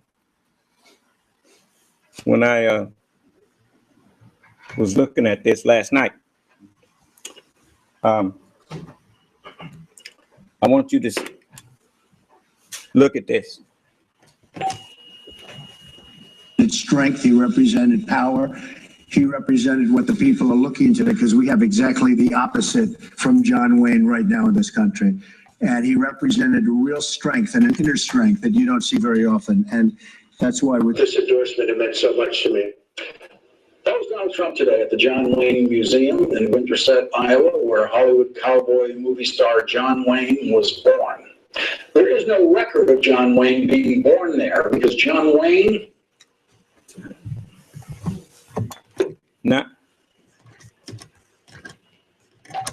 Now I want y'all to pay good attention to this. Because, you know, you think that that because you seem to have control of the air. He's called the prince of the power of the air. That's the devil. But understand this. Allah have power over everything.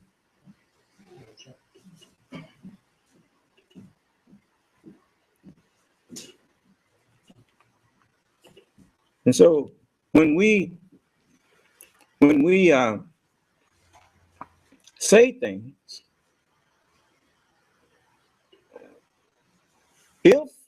if what I say, if what I'm doing and what I'm saying is not of God, I will be proven wrong.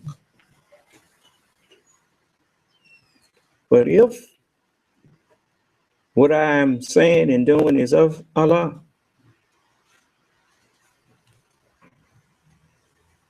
and you've seen again and again and again, Allah back me up in everything I say. Now I want you to pay good attention to this.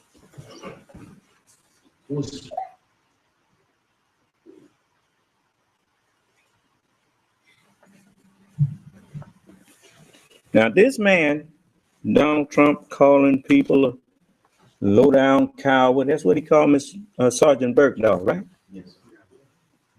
Man and volunteered to go in the army and go to Afghanistan. And something happened to his mind while he was over there. You just heard Sarah Palin say her son back here got arrested because he was suffering from PT, post-traumatic stress disorder, because he had been over there. Huh? Well, if he got back here and was messed up, you think it just happened when he got in the U.S. airspace? Let me tell you something. There's a whole lot of things I haven't told you. When I got out of the military and got back home after being in Vietnam, and I hadn't killed nobody, but I'd seen a lot of dead bodies. Sometimes I'd be sitting down talking with somebody and hear a loud pop, and I'd almost pass out.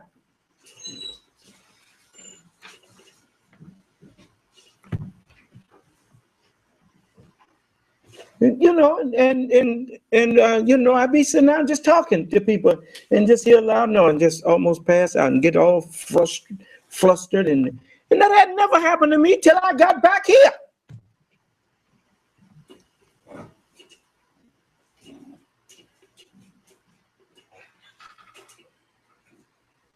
People ask me, what's wrong with you?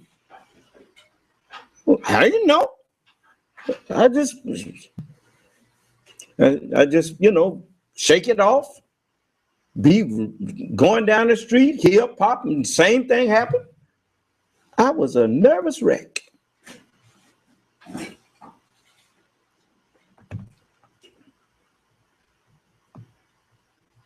And yeah, man, it's hurtful to hear a man running for president who ducked Vietnam,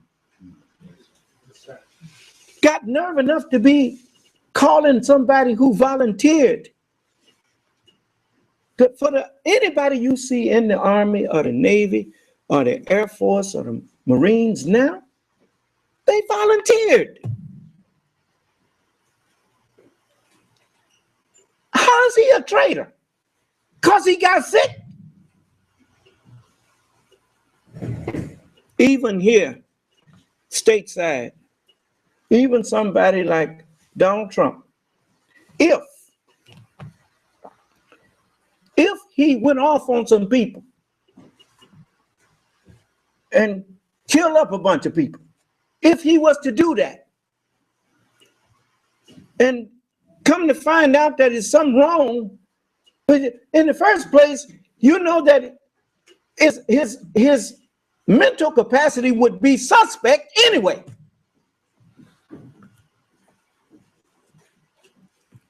If the man was a traitor, what was he doing in prison? Duh!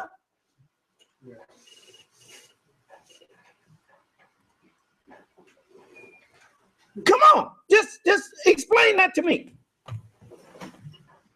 If he was a traitor, what they put him in prison for? Can you notice the one thing that I notice about people that you know something ain't quite right with? Once you make the determination that something ain't quite right with them, you don't bother to kill them. Something just don't seem right about that. Huh? You notice how many crazy people walk up and down the street? You very seldom see somebody want to kill them. They just try to stay out their way, or they put them in jail.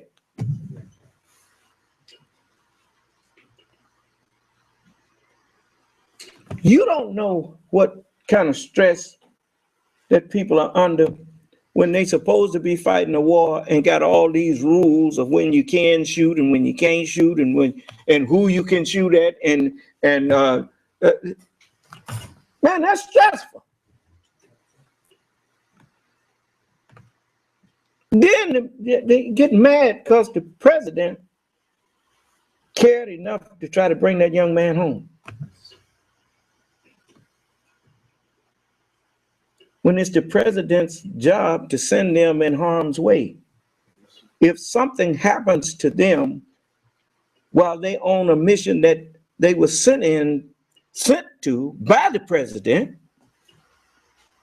what, just desert them? Then who deserting who?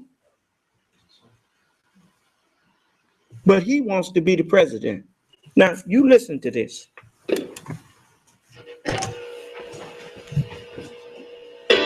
New Centrum Vitamins, a delicious new one. MTV Daily with Chuck Todd, weekdays at 5 p.m. Eastern on MSNBC. John Wayne represented strength. He represented power. He represented what the people are looking today, because we have exactly the opposite from John Wayne right now in this country. And he represented real strength and an inner strength that you don't see very often. And that's why with this endorsement, it meant so much to me. That was Donald Trump today at the John Wayne Museum in Winterset, Iowa, where Hollywood cowboy movie star John Wayne was born. There is no record of John Wayne being born there because John Wayne was fake. I mean, the name John Wayne was a fake name. John Wayne's real name was Marion Morrison. Marion Morrison rewrote his name so he could have a career playing fake tough guys in movies with a name that sounded just a little tougher than Marion Morrison.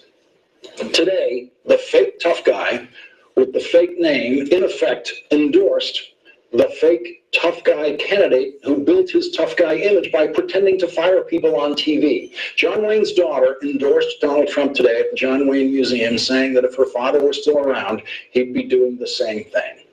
If you can see only one John Wayne movie, it should be Trumbo, starring Bryan Cranston as Hollywood blacklisted screenwriter Dalton Trumbo, who had a few run-ins with John Wayne, who was played brilliantly in the movie by David James Elliott. Bryan Cranston is nominated for an Oscar for his role this year as Dalton Trumbo. The movie reminds us that John Wayne, the real John Wayne, supported the 1950s witch hunt in Hollywood that led to the blacklisting of writers and actors and directors for their political beliefs. Some of them, like Dalton Trumbo, were jailed for those beliefs. Lives were ruined. The real John Wayne, Marion Morrison, is actually a mirror image of Donald Trump in one respect. Each of these fake tough guys completely ducked military service during wartime. Donald Trump during Vietnam and Marion Morrison during World War II. Now, let me say this to Mr. Trump. I had my 19th birthday in Vietnam.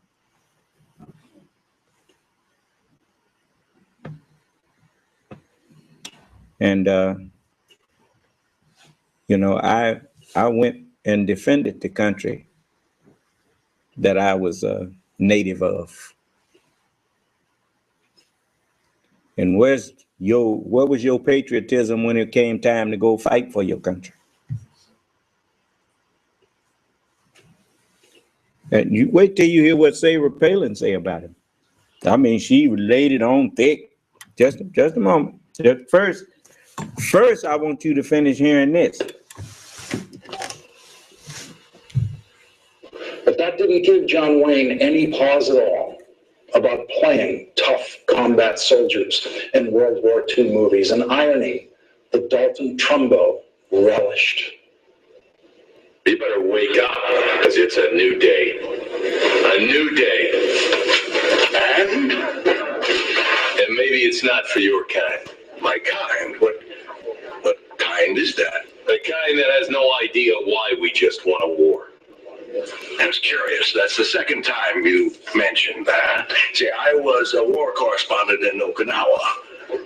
Eda's son was stationed in the Philippines. Eddie was in Europe with the Office of War Information. Where did you serve again? You trying to say something? No, Duke, he wasn't. Stay out of it, Eddie. If you're going to talk about World War II as if you personally won it, let's be clear where you were stationed. On a film set, shooting blanks, wearing makeup. And if you're going to hit me, I would like to take off my glasses. Donald Trump was right today when he said this. John Wayne represented strength. He represented power. That's right. He represented strength, just represented it. He wasn't actually strong. Like Donald Trump, John Wayne didn't know what strength really is. So, yeah, John Wayne would have no problem endorsing Donald Trump.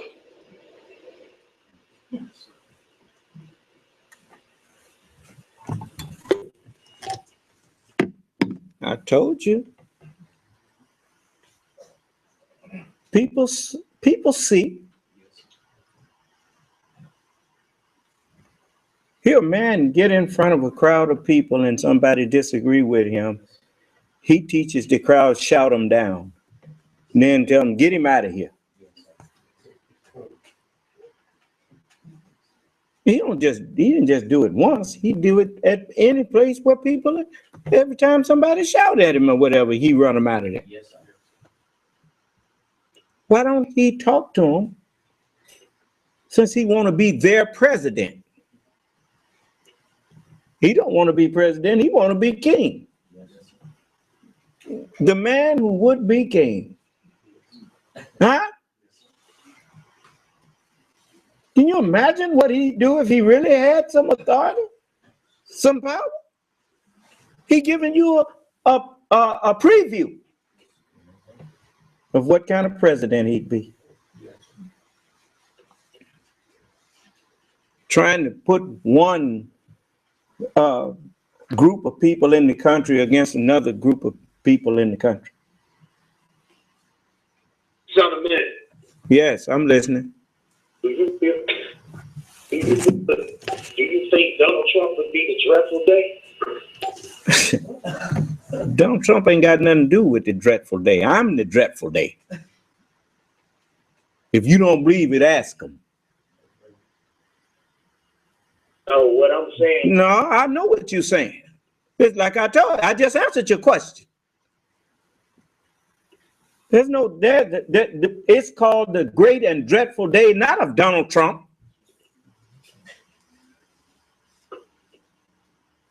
It's of the Lord. You know why it's called great and dreadful? I'm saying, do you think he'll be used to punish? No, he ain't gonna be. No, him and other rich people like him that think that their wealth gives them a free pass on disrespect and mistreating people who are less fortunate than themselves.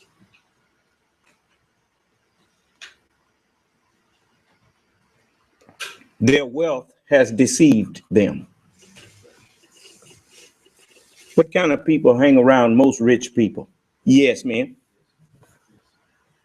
Because if it's very few wealthy people surround themselves with people whose opinions they respect. Very few. Okay, son of man, can I just ask this one last question, please? What is it? But I need to ask you this. Do you believe, well, I believe that maybe so that Donald Trump may be used by... Brother, I just told you, Donald Trump ain't finna be used by nothing. Donald Trump is manifesting what Allah said about rich men go weep. Right. Now, you're sitting up trying to make him something special. He ain't nothing special. I'm not trying to make them. Well, then don't try to tell me what Donald Trump gonna be used for. Donald Trump has spent his time in the public. The adversary to punish the wicked. No, sir. No, God ain't using him to punish nobody. This is the day where all judgment comes from the Lord.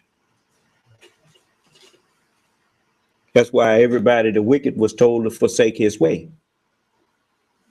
And the unrighteous man was told to forsake your thoughts and return to the Lord.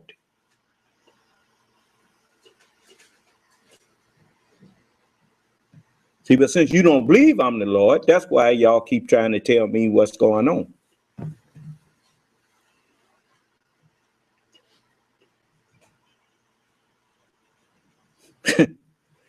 But, but like I told you, yeah, I ain't forcing none of y'all to stay in here and listen to me. If you think you know better than me, go get you a broadcast and go to it. The internet is free. Let's get on there and get you some listeners. But as far as coming in here trying to teach me who's who and all of that, I don't need y'all to teach me nothing.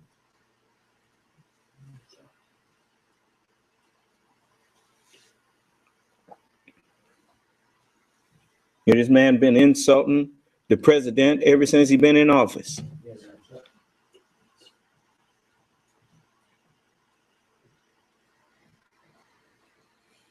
Which just makes, I heard what you said. I don't need you to keep repeating it.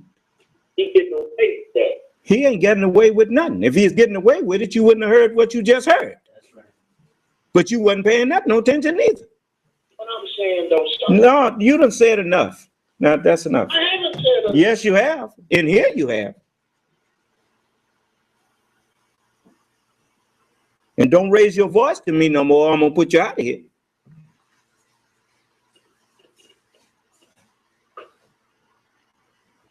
Now, I ain't gonna hear that from y'all no more.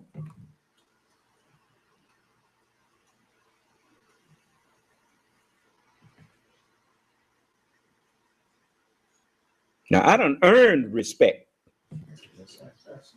And you will respect me or you don't come in here.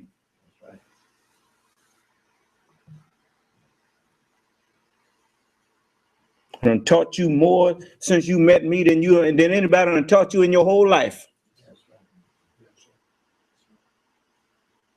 And I didn't say go buy a book. And I didn't pass no hat.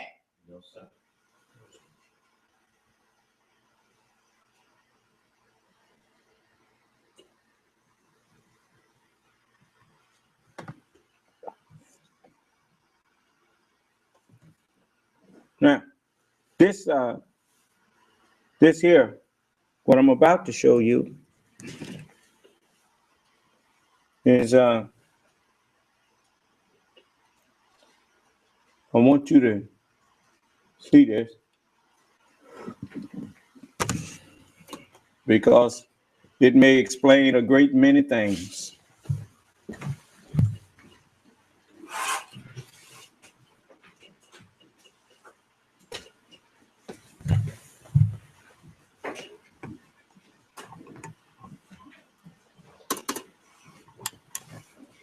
This is the United States, and we're going to get better. I think people forget where we were about 3-4 years ago. We had people who lost their life savings. Those people became lower economic people. And we're about to have another election in a year, and Donald Trump is just on the show. He's no pleased with Donald Trump. Take him home with you. Well, why do you say that? Because he's full of it. Based on what? Based on what I just heard. You kept saying, or somebody kept saying, are you going to run? Are you going to run? He jumped. You run or shut up? Well, he says he can't announce yet. Not nobody really has announced yet. Everybody can announce. I've seen, what was it, the Smothers Brothers had a guy, he was on the TV show, and he said he was running. You can run. You can run now. Stop running now. But the only thing he's running is his mouth. Well, on that note, Bill Cosby, we'll see if he runs. We'll see. I don't care. But if you run, you gotta take it seriously. Not him. Listen, people run for president for any reason. You know, other than, come on, open your mouth, run, challenge So somebody. put it simply, you like him a lot. All right, nice to see you, Bill Cosby. Anything but running for president and talking about what somebody did. This is the third year of a catastrophic 8 years we had. And people don't want to look back and see the damage that was done. This is what we have to clean up. And what you're doing now in your communities is repairing the damage of kids who have not had the kind of education that they need. And it helps families, it helps taxpayers. Because if these kids begin to get help and love, then they're going to understand, earn a living. They'll become taxpayers also. It'll lower our taxes. And that's a good thing. And that's Social Thank you. Security. There you go, Stephen Devil. Thank you as Thank well.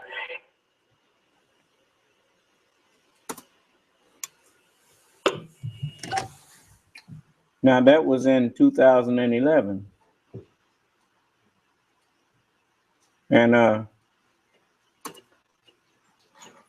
in 2014, here come Hannibal Buress. And then a bunch of false allegations made against Dr. Cosby. Now, look at this.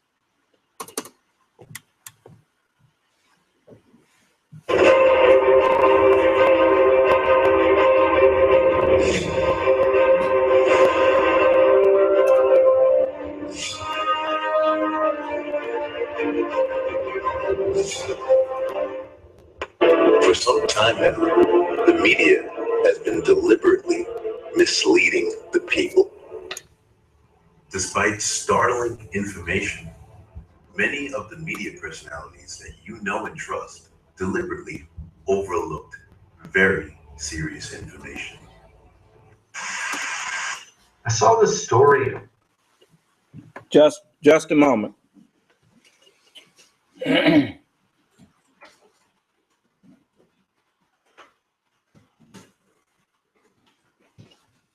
Now, let's try this again. You all pardon me. I'm gonna let you, if I can get my computer to work. Oh, man.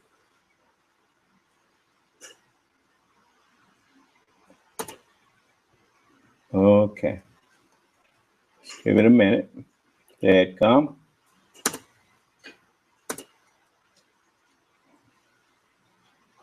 Okay, let's try it again now.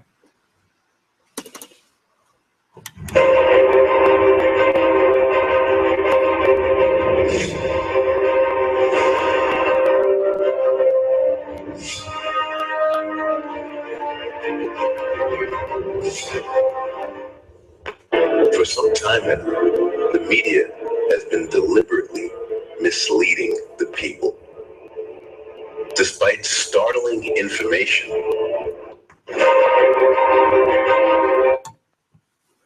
You see what that say? Seeking truth in the midst of chaos. Let's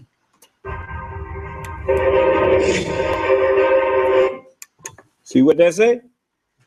God rules.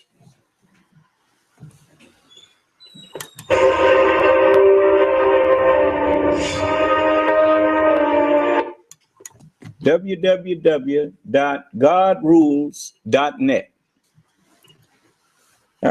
It's a whole lot of people in this country that see the game, see the lies, and they're now starting to speak up.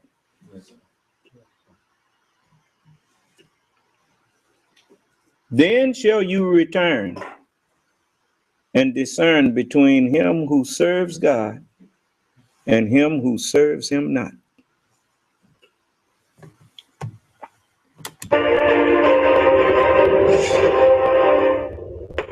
For some time now, the media has been deliberately misleading the people. Despite startling information, many of the media personalities that you know and trust deliberately overlooked very serious information. I saw this story on Drew's Story News. You can see his YouTube account here. And he had some very shocking evidence that shows that a lot of these women who are accusing him of... Now, you can't see the one who talking yet, but soon you'll see his picture in there. Rape either were making up the story as they were going, where they actually changed their story, or in some cases, some of these women weren't raped at all, but they're just joining the whole group of women who are accusing them of rape. So actually, you can divide these women into three groups. The first group is women that have been shown to have been lying. The second group being women who were actually not raped, never accused him of rape, but rather accused him of something, else, like he kissed me or something like this. And then the third group would be women who accused him of rape, but actually have no evidence that he raped them. And actually, you're going to see how ridiculous this is. The first woman we cover is just your jaw's gonna drop. It's just so obvious she's lying. It's ridiculous. Okay, so let's just go through this video. I just wanted to first stop here and show you that Bill Cosby never admitted to drugging women to rape them. All he admitted to was giving drugs to women who knowingly took them, not giving them drugs secretly where they didn't know or were aware that he was giving them to them. Okay? There's a big difference. In one case, the woman is willingly taking the drug on her own. In the other case, the man would be deceiving her so that he could rape her. Completely big difference. So apparently the media didn't seem to think it was relevant to point out the fact that he wasn't ever admitting to drugging women to rape them. But they made it sound as if that's what he was saying. So you see how that's sort of a big deal? Slightly leave out a little fact there and just kind of go with it. Hey, let's just torch this guy on national TV before he even has a trial. Let's take an honest look at some of these women, case by case.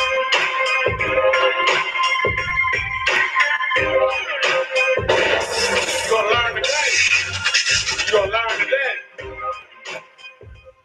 Janice Dickinson, which is really no surprise to anyone. She typically uses celebrity names to embellish her stories and books, and Dickinson simply revamped an old Cosby tale to jump on the Cosby rape bandwagon. TV star is joining us. Ms. Dickinson, thank you for being with us. I can't breathe because of Bill Cosby. What do you mean? I can't breathe because I haven't slept in weeks, and with everything that's going on, I haven't been able to breathe like the whole nation. Now you see him down in the corner there. He's a Caucasian. Now, but he defending Bill Cosby. Yes. Because he ain't with that lynching stuff.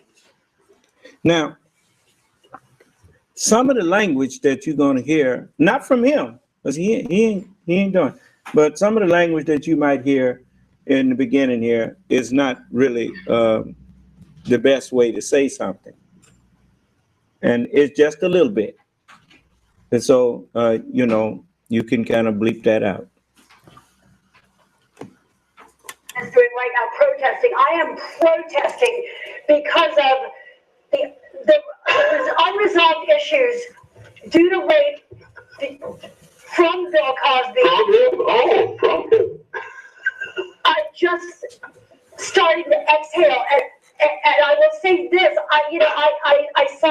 can we then, not just for me, for what's going on with these other women?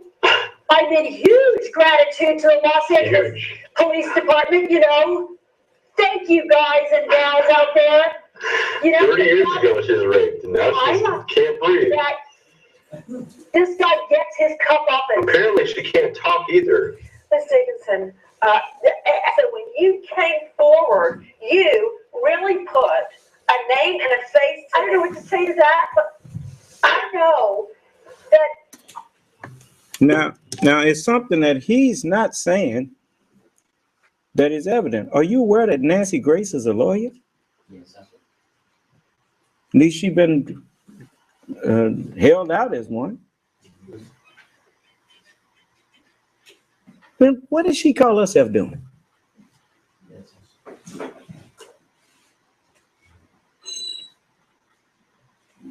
At CNN and Fox and all of them, you notice how much airtime, how much free airtime Donald Trump been getting? Huh? All right. I am an American, and I know that this country was based on two premises: freedom of speech and the right to bear arms. Okay?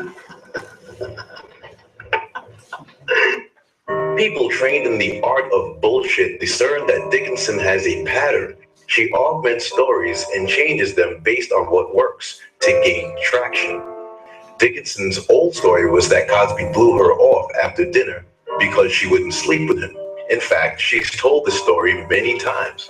Her new story is that Cosby did not blow her off. The two peas in a pod instead hit it off famously and partied on up to his hotel room. In his hotel room, Cosby mysteriously handed her a pill, exactly like a lot of the other women getting pressed. And for unknown reasons, she just swallowed it. She didn't explain why she swallowed it. She didn't explain if she knew what she was. She just said, oh, Cosby handed me a pill. And so I swallowed it, and then I blacked out. You can believe that. Anyway, for unknown reasons, she just swallowed it. And just like that, something never uttered before in her life of celebrities, modeling, and showbiz had instantly become a major solitary event in her life that the poor soul never even told anyone. Janice Dickinson was raped by Bill Cosby. Again, there is absolutely no one who was told about this because it didn't happen. Even her old manager warned the public not to believe her drivel. Dickinson will say anything to get money, to get attention, and stay relevant, even accusing a man of rape. Okay, so that was just one woman, and there's 30 of them. Well, technically, there's only probably 20 that accuse him of rape, and 10 have been shown to be liars, and the other 10 have sort of stories that don't really make sense. And then the other 10 just say that, well, he made advances at me, he tried to kiss me, things like this, right? So let's go through more of these. This is just number one. It was the most ridiculous one of all of them from what I can tell so far. But the other ones are not much better. So let's watch. Let's start with the most conspicuous case of false reporting and deception. The latest and perhaps the most serious case was that of former Playboy model Chloe Goines. This has been how many years? It's been almost 7 years now. He brought you something to drink, right? Yes. How long after you were given that did you feel any effect? Was it immediately or was it half hour? It was very quick afterwards. Did he offer to assist you? Yeah. Yeah. Yes. Her case was the most serious because hers still fell within the statute of limitations. However, Chloe Goines totally goofed and her case fell flat. Goines, who is a convicted prostitute, picked a bad day and chose an event Cosby didn't even attend. As she gave an elaborate story about how she was drugged at this event by Cosby, it came to light that in the days before, during, and after, Cosby was approximately 2,500 miles away in another state. She does not claim Cosby raped her. She does not claim Cosby raped her. She does not claim Cosby raped her, but the LAPD has finished its investigation and has turned it over to the DA. Everything Chloe Goins alleged was impossible and did not happen. When Cosby's lawyers at the time presented this to the authorities, her lawyer released a statement about her memory due to trauma, and then she slithered away. No one has condemned her, and the media left it alone. TMZ did expose this, but other big networks like CNN, NBC, they all left it alone. Okay, so now you have to ask yourself, why did the media leave it alone? Why didn't they report the truth, report the news as they're supposed to do? Why is it they're all in collusion to try and convict a man that's allegedly innocent until proven guilty? So we have a woman who clearly made up a lie here. She alleged that he drugged her while he's in another place, 2,500 miles away in another state. He's completely in a different location with a very solid alibi. Before, during, and after this alleged drugging, right? But of course, how does it work, you know, in the media? When you want to tarnish someone's reputation, all you gotta do is put out a lie, but then you don't have to detract it. Or you can detract it, you know, in the real small fine print on page 132 of your newspaper, kind of like that, you know. Front page news. Bill Cosby, you know, drugged and raped this girl. Oh, shit, we were completely wrong. He was in a completely different place and she just made it all up. Let's put that on page 132 in small print, where nobody will ever read it or hear about it, you know? Isn't that nice of them to do that, to be fair and balanced and report the news in the right way? Another Cosby accuser with epic memory failure is Louisa Moritz. Nice to meet you. What brings you to the event today? I just wanted to, my publicity agent called me, and we came right over. All right, what have you been doing recently? Recently, I've been doing tests. Moritz gave a story that Cosby inserted his member into her mouth in a dressing room at The Tonight Show in 1971. If you really just thought about it logically, the whole story just sounded really weird and strange and not true. Like Cosby is just some wild beast who just walked into a dressing room and put his penis in her mouth. The story was already in the bullshit zone just because of what she said, but I'll continue. She claimed that on a night that they were both featured on The Tonight Show that he did this and then threatened her, saying, "You don't want anything bad to happen to your career now, do you?" Okay, here's a few problems. Cosby wasn't a big deal in 1971. He didn't even make Fat Albert yet. He was just a Hollywood actor, just like anybody else. He had no power. So that was sign number one that she's full of shit. But here's the thing that makes it interesting. When they included Moritz in the list of accusers, either no one did their research or they overlooked a huge problem that came out later. Cosby and Moritz never appeared on the same night of The Tonight Show in 1971. But that's not possible. Yeah. After the internet database was checked and this was brought to her attention, she claimed that there were things she doesn't recall and things she may have forgotten, and then she escaped without explaining the huge problem with her tale. She also said, "I thought that was the year." In other words, she lied.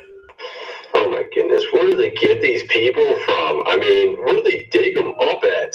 I mean, she looked like she was dug up out of a graveyard. Okay, so those two young women were interviewing her, and it sounded like they were interviewing Ozzy Osbourne. As if she took way too many drugs, and it's just not exactly all there anymore. Maybe that's why she got the year wrong. Besides the fact she was probably only on The Tonight Show once, and it wasn't when he was on The Tonight Show. So, yeah, I'm thinking, does this make any sense to you? Let's just, theorize this in our head. Let's just kind of explore this a little bit. Okay, so she was on The Tonight Show on a completely different time and date than Bill Cosby. But for some reason, Bill Cosby thought it was in his best interest to show up at The Tonight Show when he wasn't going to be on the show, completely unannounced, just somehow walk past security and just somehow get into her dressing room, and then he just whipped it out and somehow got it down her throat when she wasn't looking or something, and said, "Hey, you want a career? You better do something here." You know what I mean? You better do something here, right? Yeah, I'm thinking at that point she would have bit it off, and then he would have been not in a good situation, right? So this makes absolutely no sense whatsoever. It's ridiculous.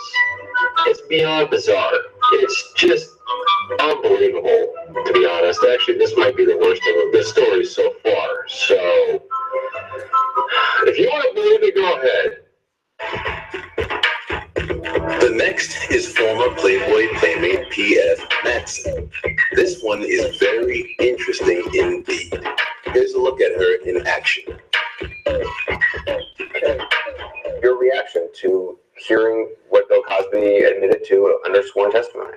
Complete validation across the board from all of us. Complete validation. And he fixed the drink behind me. I took 2 sips, and that's the last thing I remember. Really? Until 2 sips. At 4 o'clock in the morning, I woke up in bed, naked, bruised and battered. And I looked over, he was there, naked, and I slithered out of the bed because I didn't want to wake him, and I gathered my clothes, and I got dressed, and I went downstairs, and I got a cab, went to my apartment, took a shower. I had to go back to work at Playboy. I had to get the girls off the floor. And I went back to work. Do you have a memory of what happened between that drink and... I don't have any memory at all of what happened, but I knew that I was brutally raped. I knew. Something is not right. Now, most people may not remember her, but this isn't her first rodeo. Remember Marv Albert? Back when Marv was having his bout of legal trouble, Matson, then referred to as Patricia Matson, came forward and said that he raped her too. There are striking similarities between both cases. Marv Albert was in hot water for allegedly raping and biting a woman. Matson joined the Gloria Allred-led lawsuit and claimed Marv Albert raped and bit her too, just like the other woman.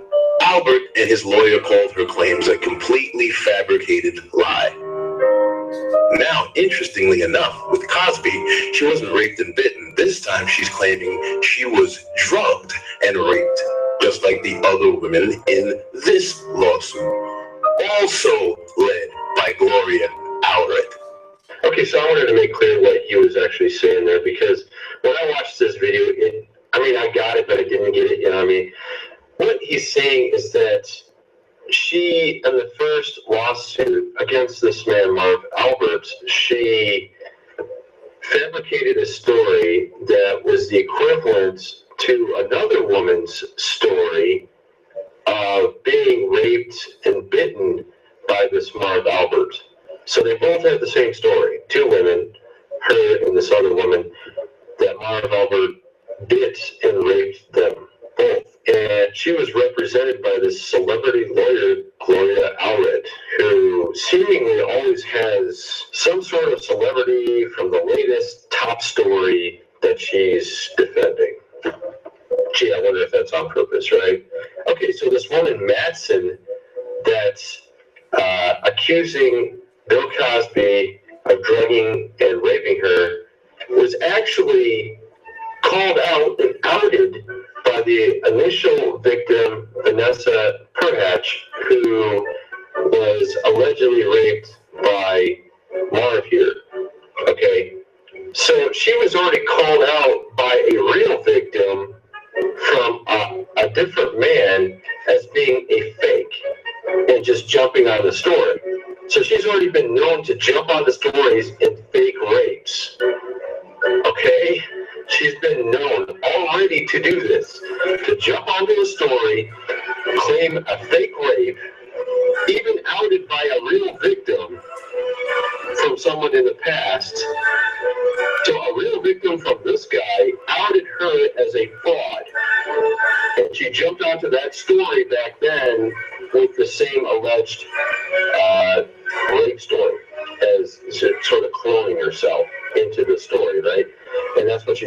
she's cloning herself into Bill Cosby with all the alleged rape allegations on his side. So most likely she's a liar, as you can see. You see how that works?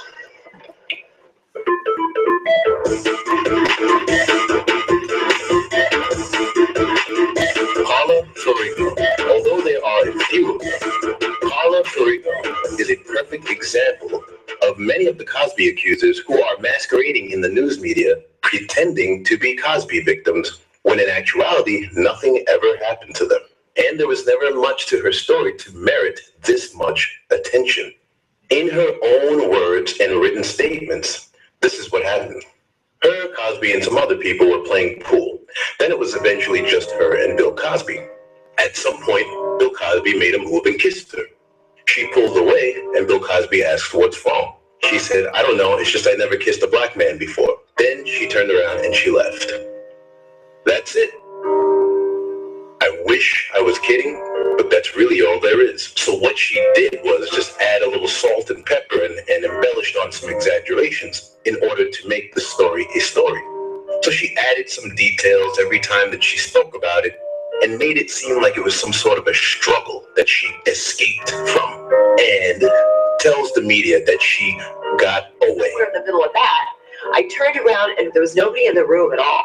Just him and I. He grabbed me, like powerful. He was a big man. He had me up against him and kissed me in the mouth. And I just pushed him, or he grabbed me and kissed me right in the mouth. And then that's when I just went, whoa! And I ran down the hallway, took off running, looking for my date, because I just wanted to go home. I feel blessed that I was able to get away. It's really a shameful disgrace to see how...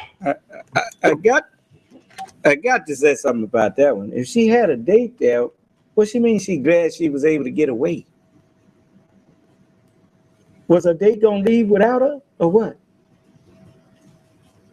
I mean, even if that had happened, that story don't make no sense. That's what I'm saying. That man ain't did nothing to that woman. Nothing. Didn't even kiss her. You know, the point of telling the big lie is so when you don't believe the big lie, you still believe that something really did happen, but not that. The thing is to get you to believe that anything happened, which will defame the character of the man that they're trying to defame. Do you understand? Okay. Just listen. How far the news media has plummeted and to see how low people go. But like her story, there's just not much more to say. Jewel Allison. Jewel Allison is another one of the Cosby accusers that wasn't actually raped by Bill Cosby, but has a story to tell. She had an interview with the Son of Man from the New Nation of Islam, and it was better, more informative, and more compelling than any of the other interviews I've seen with these women on primetime TV. With the permission from the New Nation of Islam, I'm going to let it play. You can find the whole interview on one of the links I leave below. Did Bill Cosby rape you? I didn't say he raped me. Okay, well so we don't need to talk about rape. If he didn't rape you, then we don't need to throw that in here. Okay, so I just spent an incredibly long period of time researching a bunch of these women who are accusing Bill Cosby of rape. And I just couldn't get through them all. There's just way too many. And it was difficult to find much information about some of them. But I did cover a lot of them. Okay? When I went through them all the ones that are not highlighted here are ones that seemingly look to be fake to me. Now, the ones that are not filled in, okay, like for instance, I'll just color code these as well, so it makes it easier. Maybe I should just take a Control Y. Yeah, there we go. These I didn't have time. I I couldn't find enough information about some of these. Very little information. And I just didn't get to these down here. I didn't have time to get to them. It was just taking forever trying to research every single one of these. All I did was just type their name in, type in the word Cosby, type in story, and then lied, fabrication, contradiction. And then I went and tried to search for something that sort of exposed something that's not being reported in all the top news stories in the search engine. Okay. Well, all the ones that are not highlighted here are ones that I don't believe are actually legitimate. Okay.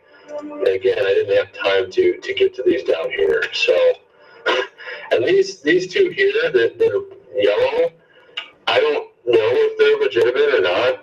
There's not enough information, and there's nothing saying they're contradicting anything or lying. There's no information that kind of makes it so that you can question what they said. So, I mean, it's just, you don't know what to do with those. I mean, he could have been raping some of them, you know, that's kind of what, we don't know. That's the whole point. They put it in the court of public opinion and basically lynch him on TV and on the media. And it's really interesting how they lynched him. I mean, look at this. It's not as if they didn't spend a long period of time developing this. Look at all the color. They set it up to be all people in white, like they're pure as the driven snow. These women are good women. Oh, what happened to all my images? Just okay, so my page wasn't loading at first, but you can see all these women are wearing white, and you can see they highly touched up their pictures to make them look all innocent and like they're all highly respectable and, you know, pure and innocent women that were drugged and raped by this evil serial rapist, psychotic black dude named Bill Cosby, right? So you're all in white, and they got that, you know, that white look to them. Yeah. Okay. And it's really interesting because here we have the media lynching him. That's what's going on right here. Why would they spend so much time putting this together like this? And here's the thing. Like I said, all these that are not highlighted here are easily debunkable. Here, you can't tell me that all those media outlets didn't know that these were pathetic stories that could easily be refuted. And I mean, let's just go through a few of them here, okay? Beverly Johnson, okay? Former manager claims she lied about Bill Cosby accusations. Let's see here. Let me scroll this down here. She said she had brunch with him and his wife, and it was a great experience. Then on The View, it flip-flopped. Gibble said, referring to Johnson's recent appearance on popular ABC TV daytime chat fest, it was odd to me that she changed her story. She said she was drugged and raped. I just remember that was not the conversation we had, and we had it repeatedly. It was brunch. It was just one time. It was a typical, nice, pleasant experience. It can be easily proven that Bill Cosby was at that brunch, so it is kind of dumb for her to lie. Yeah, so she changed her story to fit into this whole narrative. Okay. Patricia Leary Stewart. Contradiction number one, the other Jane Doe that is represented by the underline is Patricia Leary Stewart. It appears that she is now only claiming that Cosby offered her 2 white pills and is no longer calling them Quaaludes. Okay, proof that it's not right by her own words. I wanted to spend time with him because this is a man who said he was going to help me with my career, so I thought, okay, I'll take the pills. I really had no idea what his modus operandi was. Not that I blame myself or that I feel responsible, but I allowed my ambition to overrule my judgment. I placed my trust in a flawed human being. I don't want to ever be seen as a victim. And see, all of these I got on these different links. I put the links here. I'm going to just post this this Excel document in this video as well. Linda Joy traits claims Cosby tried to drug and assault her more than 40 years ago. Trades came forward with her allegations in the last few days. Facebook post, she says he drove out to the beach and opened a briefcase filled with assorted drugs and kept offering me pills. So, there's no rape there being alleged. Just he offered her pills in a suitcase, like people do that. Okay. Turns out she has a long criminal history. Trades got out of prison in 2012 after serving more than 3 years for trafficking, oxycodone, possession of controlled substance, and obtaining a controlled substance by fraud. She's been arrested or charged with various crimes, including identity fraud, battery theft, various drug offenses. You see what I mean? Yeah. Yeah, she's white as... You remember Attorney Mesereau say you need to check into these women's background? He done checked into some of their background.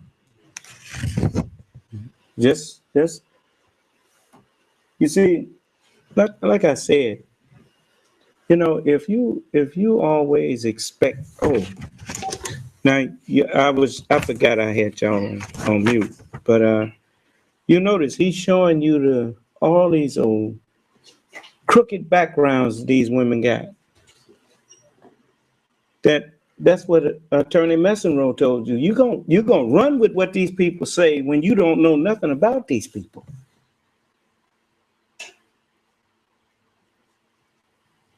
I mean, why should I believe them? And all of them telling the same lie when it comes down to it. They were afraid. A woman that, some of them was prostitutes. If she ain't scared or afraid to get in the car with a perfect stranger and ride off somewhere to do, tell me, what is she scared of?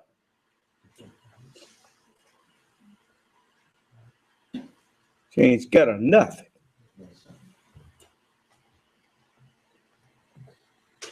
And if they was afraid back then, well, why they ain't still afraid? He's much more powerful as far as he's a megastar now. But all he was known for was I Spy back then.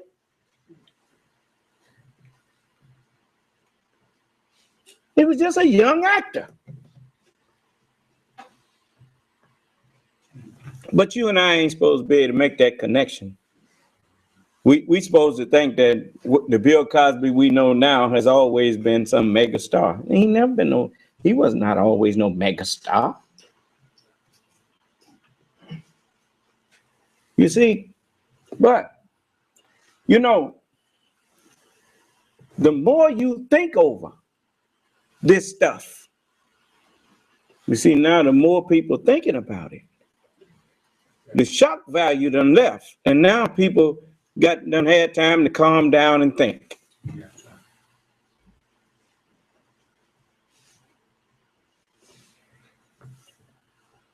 So just listen to this young man here. It's a driven snow. Maybe let's go find her on this page here. I don't know if she's on this page. Let's see if she's over here. Was it this one? What was her name? TR. Oh yeah, here she is. She's as white as a driven snow. She's such an innocent, fragile flower of a human being who lies and was in prison for 3 years for drug trafficking herself and claims that,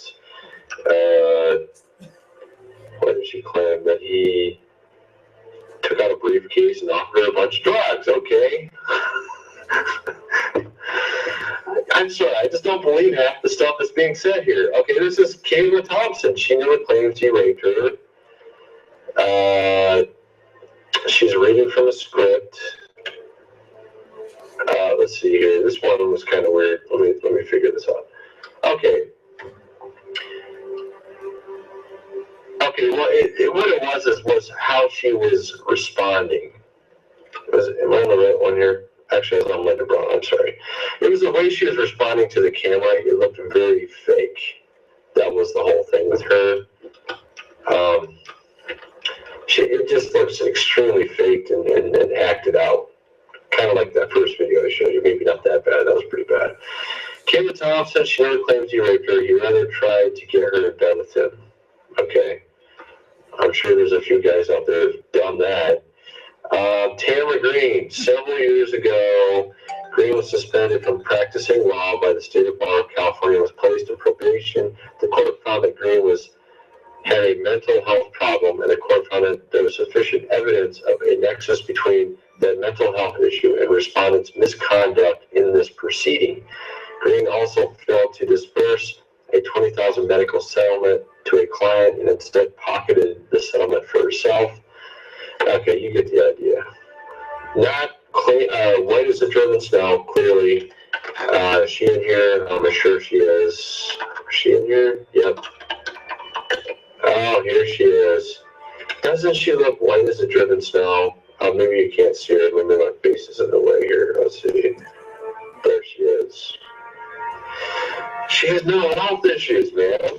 Okay. Okay. Suni Wells, no tears while crying and reading from a script. Same kind of thing. It looks like acting. I mean, see, we only have so much things to go off here. You know, they say something, they say an allegation. All we have is what we see in the media. And of course, they're trying. Well, it looks like they're trying to lynch Bill Cosby, right? So clearly, I mean, unless they screw up, we're not going to really see anything. And the screw ups are them contradicting themselves, saying one thing and then changing the story later, or maybe their history of having like drug problems themselves or being completely broke. And like that one first lady I showed you there, she actually, first lady in the beginning of this video, she's been so broke that she just keeps suing everybody. And she sued Walgreens also recently for some settlement. She just keeps suing everybody so she can get money. And clearly she doesn't know how to act, as you saw. It's pretty pathetic. I think I could act better than her. I think anybody off the street could. With an IQ of 40, I mean, could probably do better. I don't even know if you can have an IQ of 40, 60 or 80. Okay, really low IQ that could do better than her. Okay, Therese claims that she was drugged and raped by Bill Cosby in 1976, but despite allegedly being raped, she admits to continuing a sexual relationship with Bill Cosby for years after the alleged rape. Okay, so he allegedly raped her, and she's like, wow, that was terrible. And it's so horrible, but I'm going to keep having sex with you for a long period of time and have a relationship with you. Okay. If that's what you want to believe, okay. If you want to believe that people actually do that, whatever. Okay, I'm trying to use logic here. Beth Ferrier claimed she was sexually assaulted by Cosby in the mid-80s, but she also claimed she was in a consensual relationship with Bill Cosby for months. Oh my goodness gracious, people! Seriously, what are we doing here? Are we now going for the Sweden's version of rape, where basically you have sex with a woman, and then the next day she wakes up and she's like, "Oh, that was a bad idea. I should not have had sex with that dude." I feel like I was raped, even though I completely consensually agreed to that sex. I feel like it was rape now. I just wasn't in my right mind for some reason yesterday. Maybe I was having too much fun. Maybe I drank a beer or something. I don't know. I wasn't drunk. I just had too much fun, you know, and I had consensual sex, never said no. Next day I wake up, you raped me because I don't like you, and why the heck did I sleep with that dude? Yeah, that's what they actually do in Sweden now. So like women can wake up the next day, even if they're completely in their right minds, not drugs, never drank anything, just change their mind the next day, didn't like the dude, and they can accuse him of rape. Isn't that nice? So awesome, isn't it? Okay, so that's where we're going now, I guess, apparently. Carla Ferrigno, she was never raped. Bill just came onto her and she rejected it. So now she gets to join this huge caravan of alleged raped women, even though she wasn't raped. But it helps to make it look like it's a lot of chicks, you know? I'm sorry for my sarcasm, okay? This is the one. She wasn't raped. She never said she was raped. But, she's got the white robe of purity on, like she's a virgin that's never been tainted until Bill Cosby touched her. And he never raped her, by the way, he just came on to her. So, Janice Dickinson. There's a glaring contradiction between what she is claiming now for the first time and what she wrote in her own book. And what she told the media back in 2002, Ms. Dickinson did an interview with the New York Observer in September 2002 entitled Interview with a Fan, completely contradicting her news story about Bill Cosby. That interview a dozen years ago said she didn't want to go to bed with him and he blew her off. Her publisher, HarperCollins, can confirm that no attorney representing Mr. Cosby tried to kill the alleged rape story, since there was no such story, or tried to prevent her from saying whatever she wanted about Bill Cosby in her book. The only story she gave 12 years ago to the media in her autobiography was that she refused to sleep with Mr. Cosby and he blew her off. But now she was raped by him. 12 years later, the story changed and now she's raped by him. If you want to believe it, whatever, okay? I'm trying to use my brain here. Okay, I'm just, there is always the possibility that one or two of these girls were actually raped by him. I don't know, okay, because I'm not God. I didn't see what happened. And all we have is what's in front of us, right? And we don't know exactly. But the fact that most of these women are clearly lying and making things up makes me think this is a coordinated effort to just lynch the guy. And the fact that he was already lynched in the court of public opinion, I just, I feel like defending him because it's just ridiculous. If I can already debunk like 75% of these women as being complete frauds and liars, why should I believe the other 25%? What's going on here? Why isn't anybody doing any due diligence and checking these sources out? Of course, we don't care, do we, media? We don't care about due diligence. We don't want to research anything. We just want to make a big story. Look, this wicked dude, a serial rapist. Look at all these women, these innocent flowers, which, of course, you already know a lot of these women are not innocent now. And they're not raped either. But they want to paint this picture and they want you to believe it, But you know what? Maybe one or two of them were raped. I don't know. I wasn't there. Okay, Cosby would know.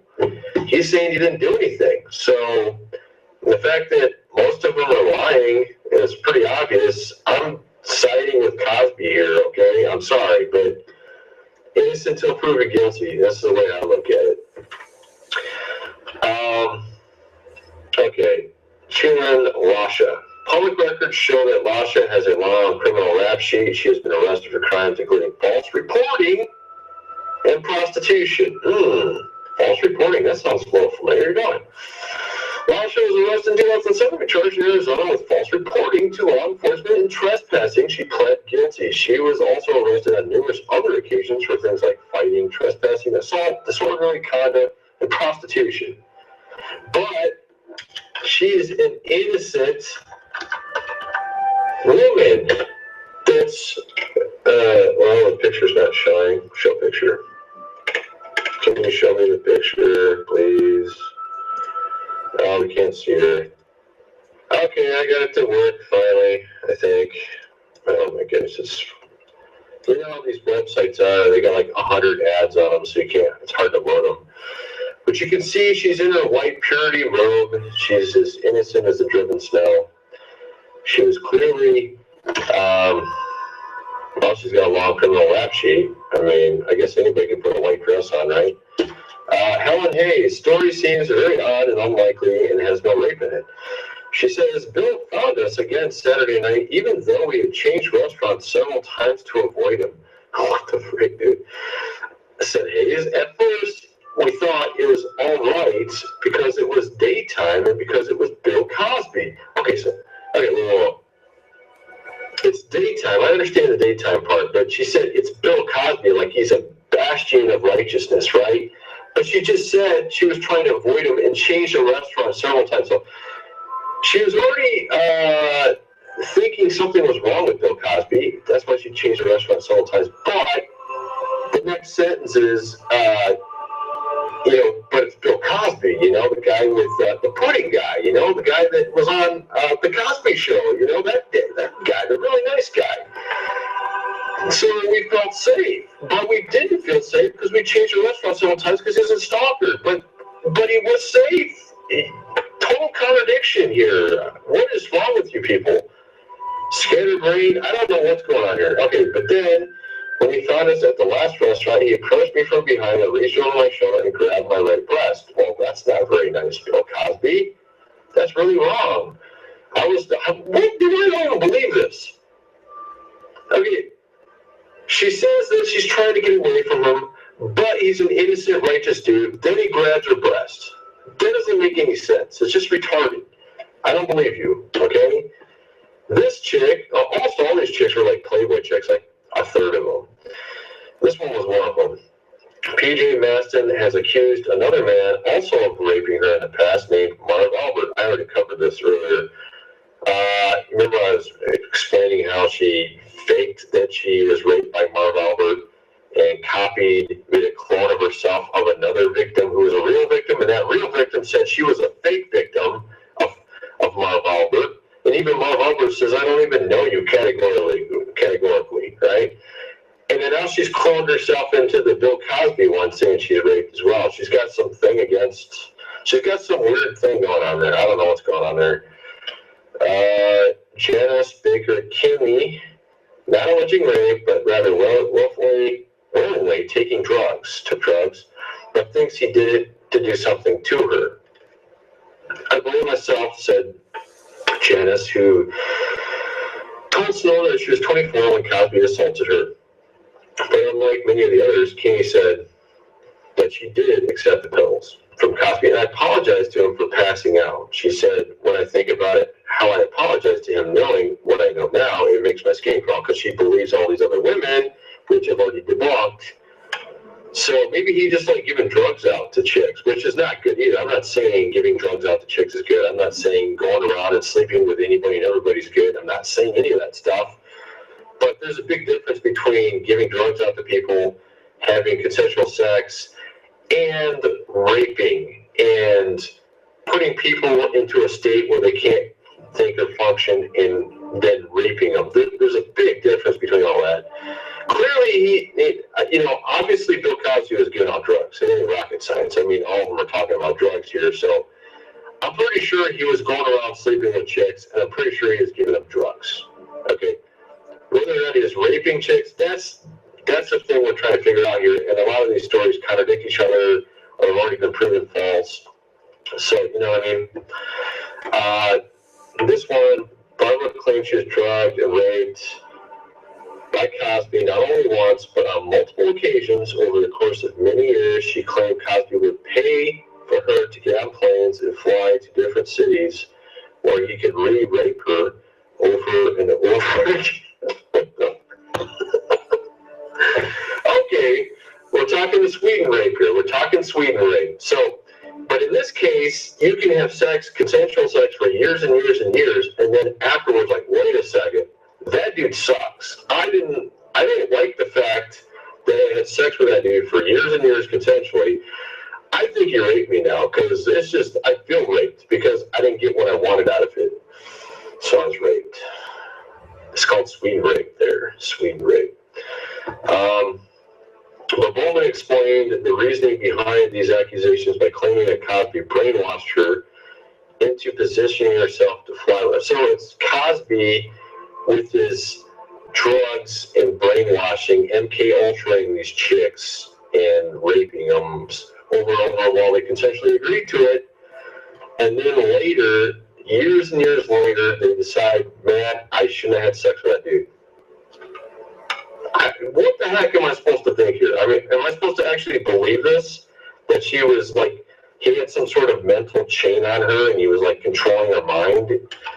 I don't believe it. Okay. Claims she was raped in the fall of 1969 at the, this is Joan Tarshish. Claims she was raped in the fall of 1969 at the Westbury Music Festival by Bill Cosby. The only problem is that Cosby did not perform at the Westbury Music Festival in 1969. There's also other inconsistencies in her story showing it is likely also a fabrication. Well, it's not likely, it is a fabrication. And I didn't do these people.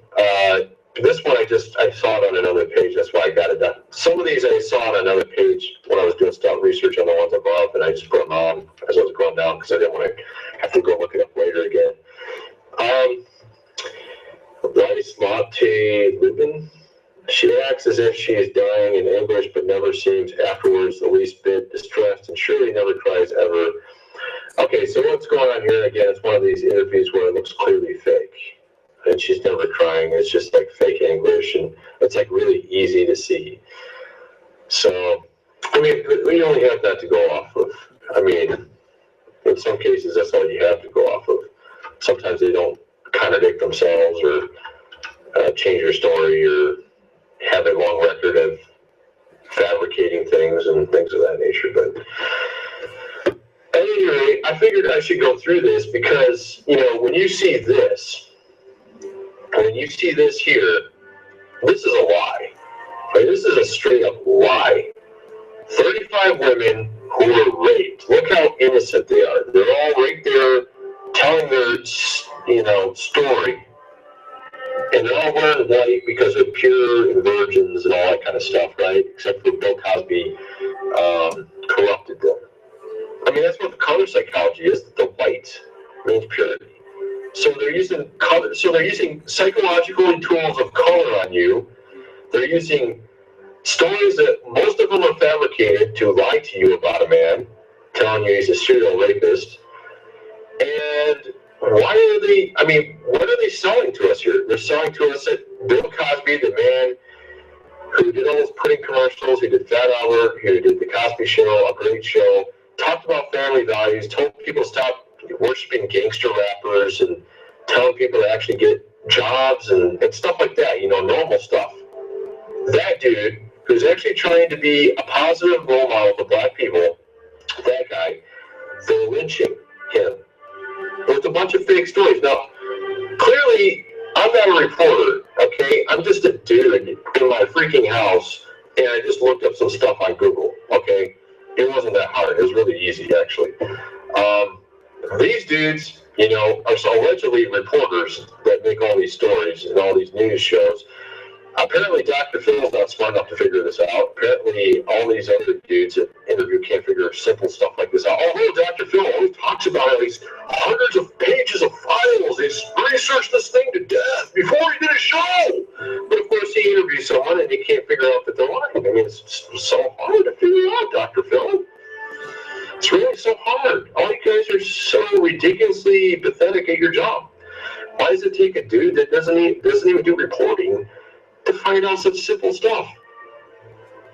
Clearly, there's an agenda here. Someone doesn't like Bill Cosby. Maybe because he was trying to buy, what was it, CBS, and he wanted to make a black network, a positive black network, not a bunch of gangsta rappers and, you know, dudes telling you to. Basically, he was trying to be a positive role model to African Americans, not glorifying bad things. That's what he was. He actually had a family in the Bill Cosby Show that was normal and functioning. That's wrong, you know. Look at what they have on TV now, man. I mean, it's all, you know, crumbled, destroyed families, white or black. Just all the shows are pathetic. Now, just think of what they used to have on the TV, and now they are destroying the family. And it's just ridiculous what they have on the TV. Clearly, somebody has an agenda. They don't like black people being prosperous. They don't like black people being with the whole family unit and behaving. They don't want them to behave in a certain way. They want them to destroy themselves. Somebody does. Somebody, whoever's running this whole thing and this whole charade. Now, some people tell you it's white people doing it, which, I mean, probably a lot of them are white. I don't know. But I don't really think it's white people. I think it's the elite. Luciferians. I think they're psychotic Luciferians that run the world. That are. Imagine a person who has unlimited money, and he got that money because he made a contract with the devil. Do you think he has any morals? He likes watching people suffer. That rich bastard That elite bastard. He likes watching people suffer. He doesn't want to see someone like Bill Cosby running a huge network and providing good content to the world. He doesn't want that because he's a Luciferian. He worships, this elite guy worships the devil. Obviously, he doesn't like good things. He's probably doing some pretty sick stuff in the background. I'm pretty sure of it. You can go do some research. You'll find a lot of crazy stuff. Just trust me, okay? Not exactly good people, but they'll pretend to be good. They'll look good, they'll wear the suit, they'll pretend to be nice, but then behind closed doors, they're doing crazy stuff. Okay, that's just my theory on the whole thing. Of course, you might think I'm crazy, but can you explain to me why a guy in his house is like pointing out something obvious that the media can't seemingly figure out because it's so difficult to understand and whatever, dude. It's so obvious to me.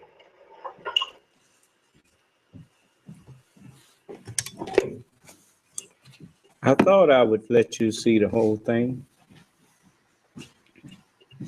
There's a whole lot of people out there that see now.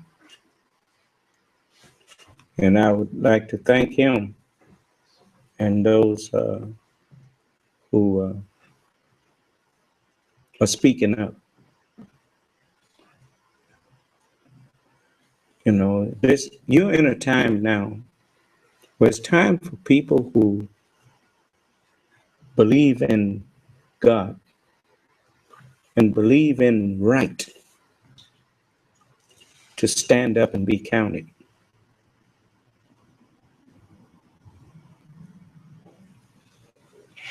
If you're tired of injustice being done, then why would you let yourself be used in an unjust action?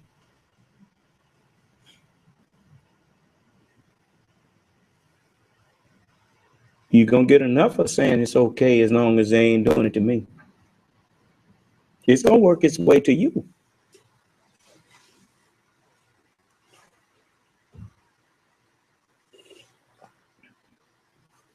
You see, tell you what, I had some other things I wanted to show you. But I'm going to wait till tomorrow. And because you really do need to see Sarah Palin's speech that she made. It's of course it's just 11:20. Just a moment.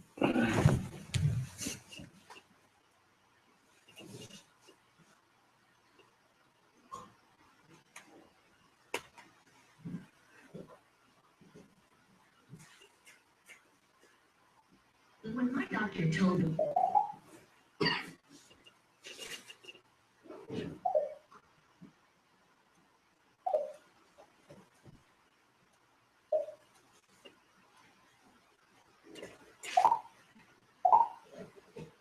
hard thing to do.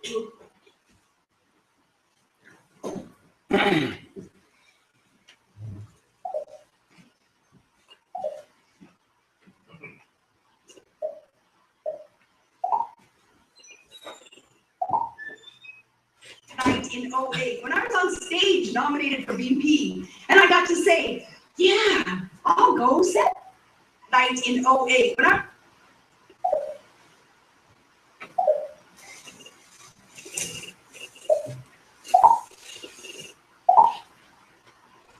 all of you.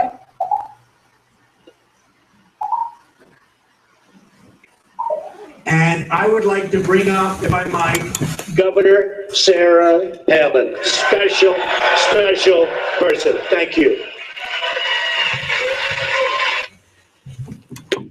Now, I want you to listen. Pay attention to what you hear. And then answer this question for me. Why didn't the news people hear it and jump on it?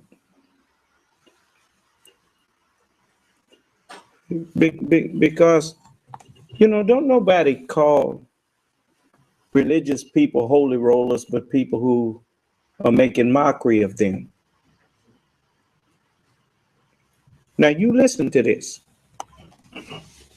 and then answer me, why doesn't the media say anything?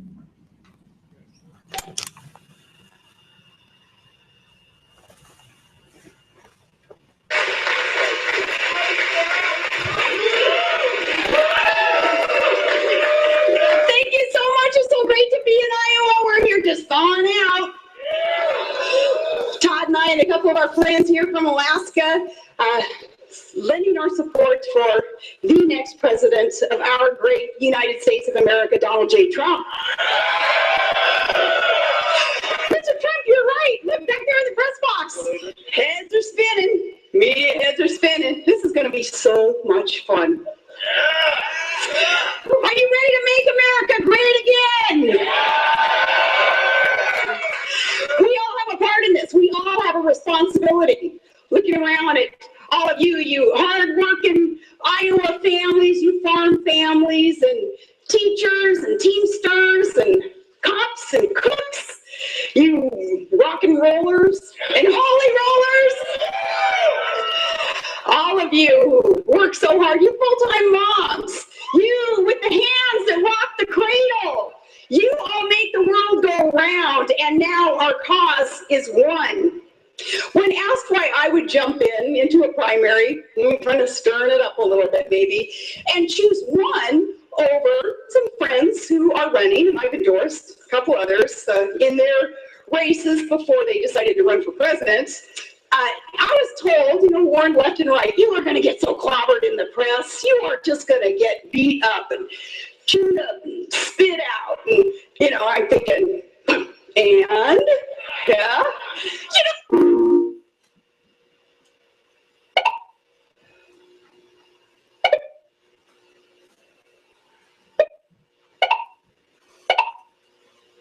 on stage nominated for VP, and I got to say, yeah, I'll go, send me, you betcha, I'll serve. And like you all, I'm still standing. So those of us who've kind of gone through the ringer as Mr. Trump has, makes me respect you even more. That you're here and you're putting your efforts and you're putting reputations, you're putting relationships on the line to do the right thing for this country because you are ready to make America great again.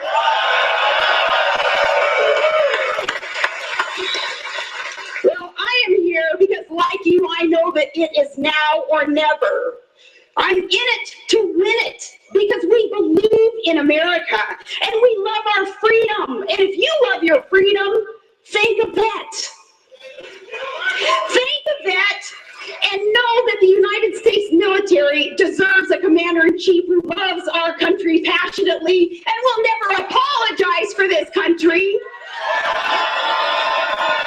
A new commander-in-chief who will never leave our men behind.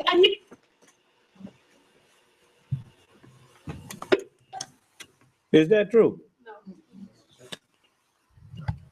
Not according to what he's been saying about the deals that's being made, huh? Okay, just keep listening. Commander-in-chief, one who will never lie to the families of the fallen.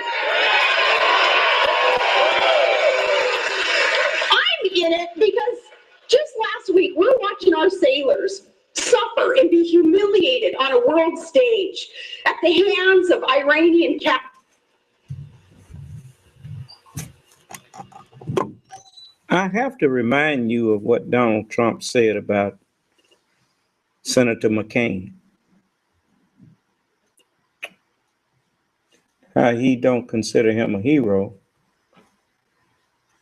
He's just that because he got captured, and he don't respect people who get captured.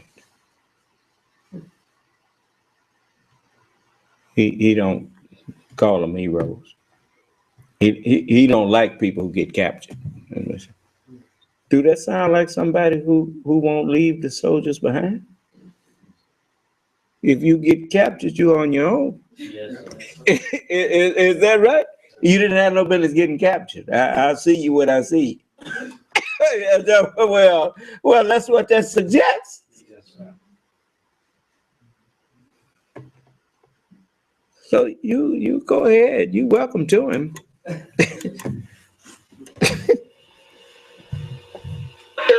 In violation of international law, because a weak-kneed capitulator-in-chief has decided that America will lead from behind. And he who would negotiate deals, kind of like with the skills of a community organizer, maybe organizing the neighborhood tea, yeah, well, he deciding that, no, America would apologize, and as part of the deal, as the enemy sends a message to the rest of the world that they capture and we kowtow and we apologize, and then we bend over and say, thank you, enemy. We are ready for a change. We are ready, and our troops deserve the best.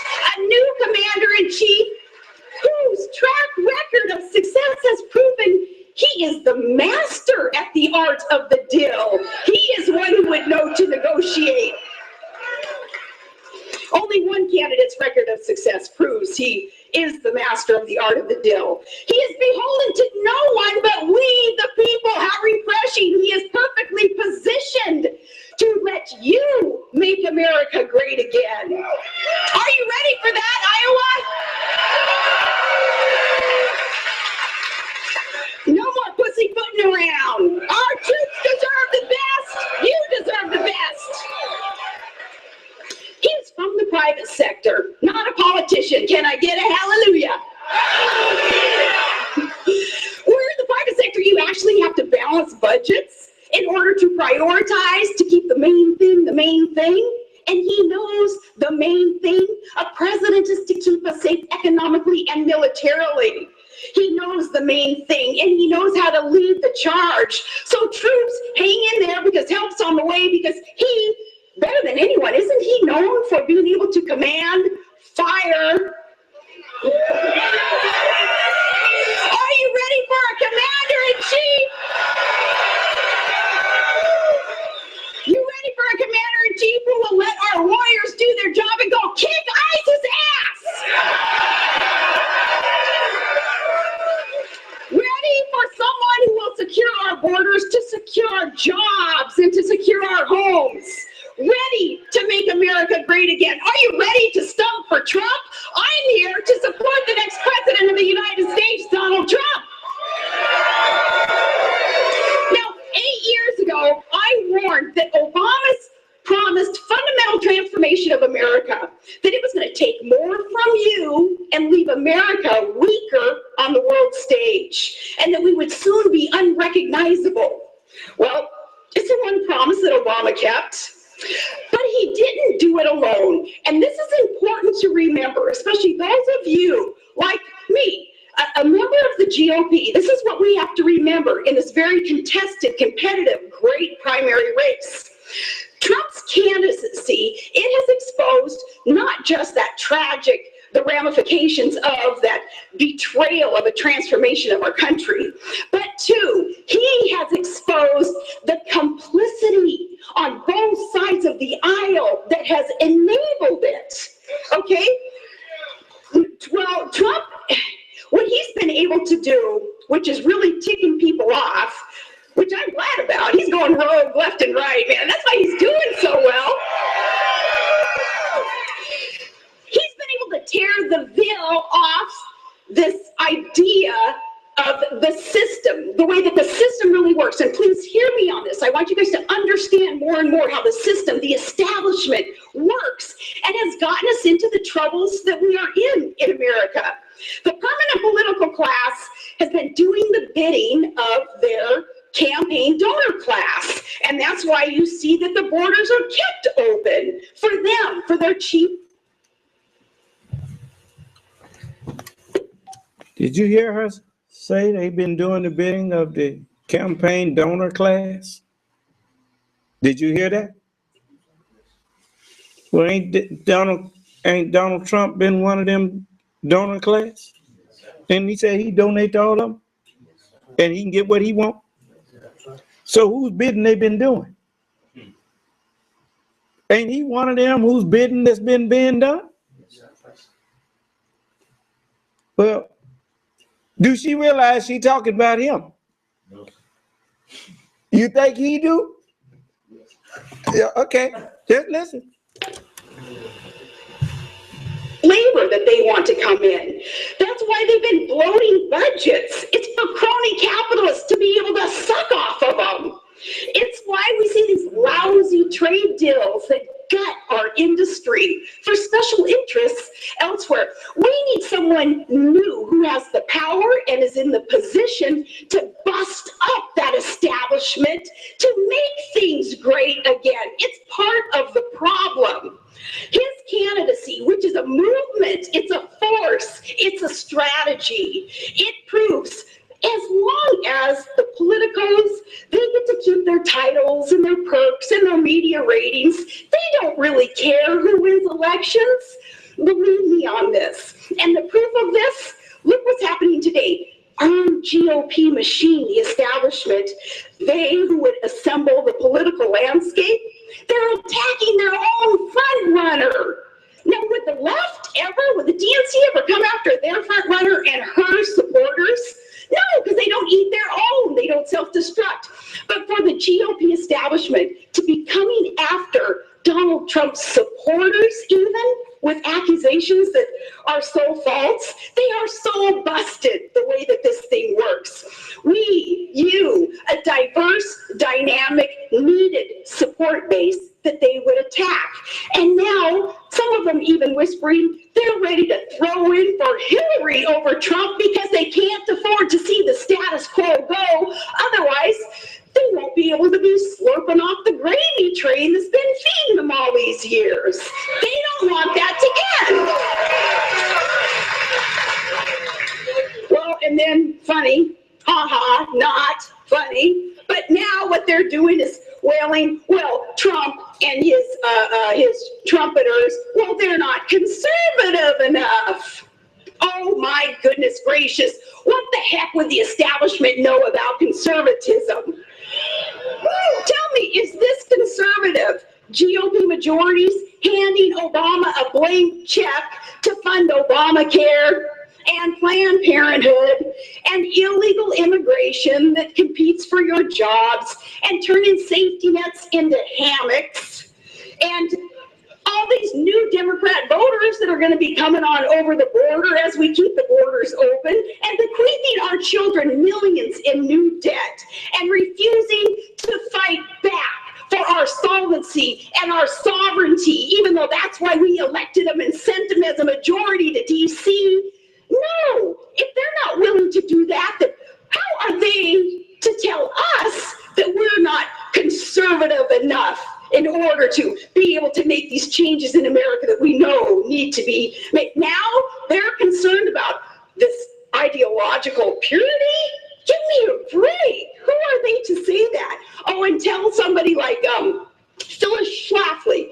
She is the Republican conservative movement icon and hero and a Trump supporter. Tell her she's not conservative. How about the rest of us?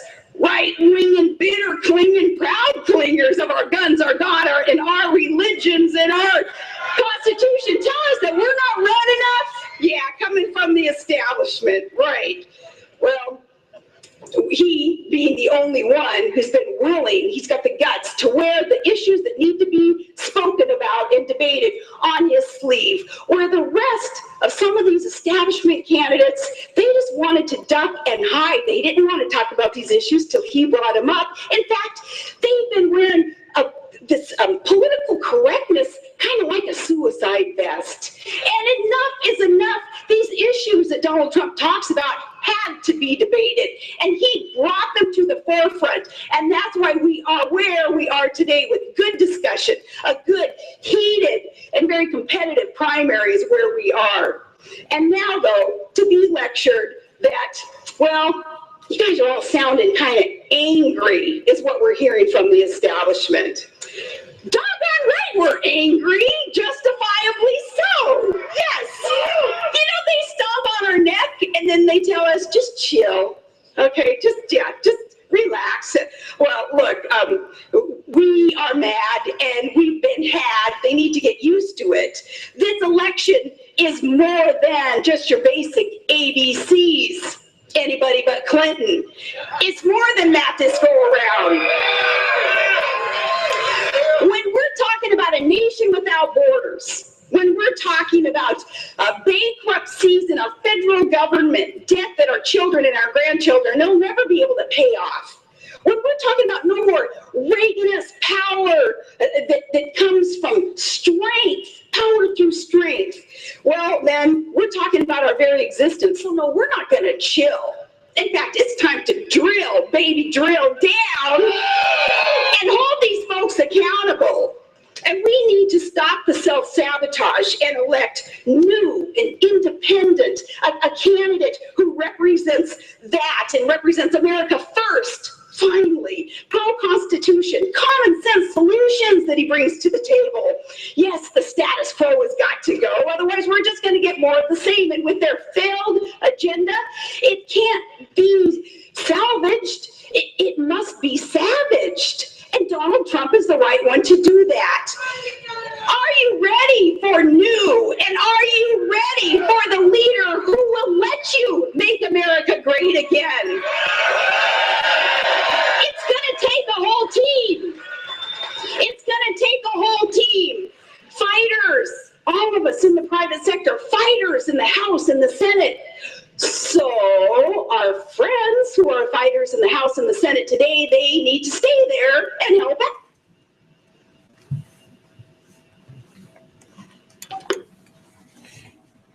This is what the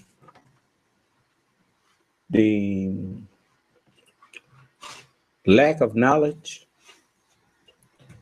and the degrading into bigotry does for you. You instead of seeing one another as your fellow Americans, you see some as your friends and some as your enemies, while you are all supposed to be for your country. You'll notice it probably sounds just as strange for some of you, my people, to hear me speaking to white people about things that's in their best interest. No more strange than it was to hear a white man saying that Bill Cosby wanted to do positive things for his people.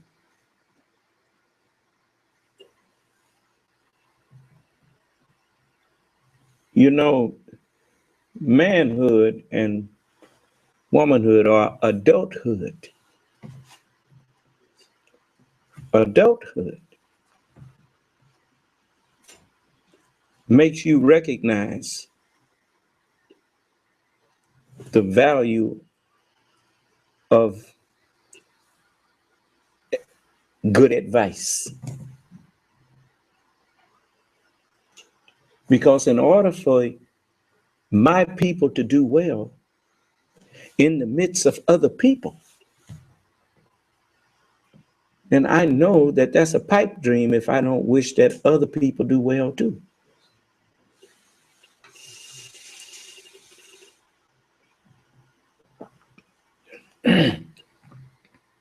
And by helping other people do well, I'm ensuring that my people will be well too.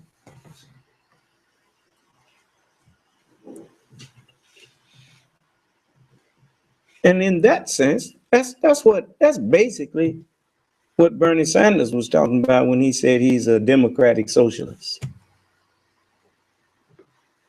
Is that he wants all of the people in the country to do well. Not just a select few.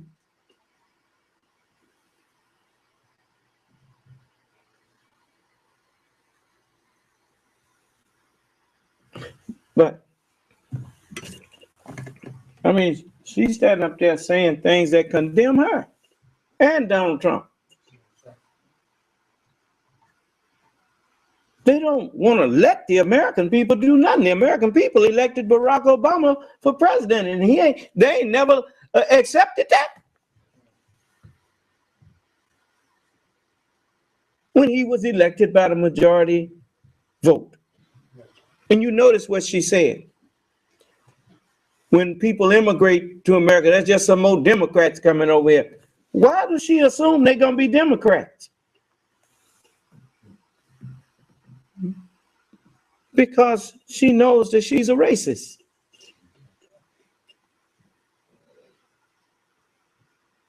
That's all it is. It don't make no difference if you think she half pretty. She's a racist.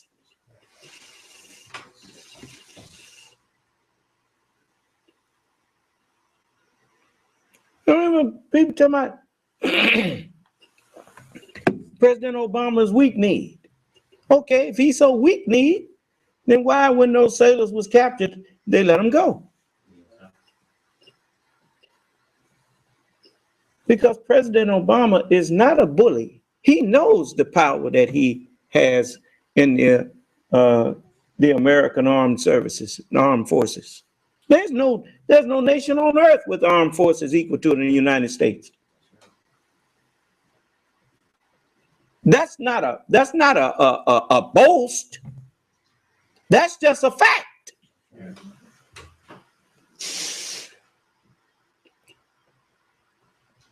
And when you have facts, you don't have no need to boast. I mean, he can just simply tell any nation, look, what are you trying to do? We want to be at peace with you. Well, okay, then let's not go down that path, because it won't end well for you, and it would make us look like we don't want to be looked at. What does America look like declaring war on Iran? Really? But the only ones who don't know that is somebody who have a bully mentality. A self-respecting man does not go pick a fight with someone that he knows don't have no win with him. Okay.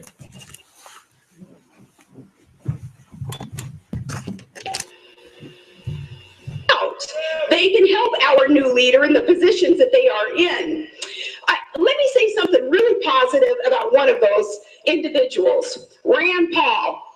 I'm going to tell you about that libertarian streak in him that is healthy, because he knows you only go to war if you're determined to win the war. And you quit footing the bill for these nations who are oil rich. We're paying for some of their skirmishes that have been going on for centuries, where they're fighting each other and yelling Allah Akbar, calling jihad on each other's heads forever and ever. Like I've said before, let them duke it out and let Allah sort it out. We'll fight for American interests, and as Donald Trump has said, other nations, well, we have been footing the bill, but we haven't prioritized our own domestic budgets well enough to be able to afford what we're doing overseas. Things are going to change under President Trump. So it can be an unbeatable team with fighters there in the House and the Senate. Yeah, our leader is a little bit different. He's a multi-billionaire. Not that there's anything wrong with that.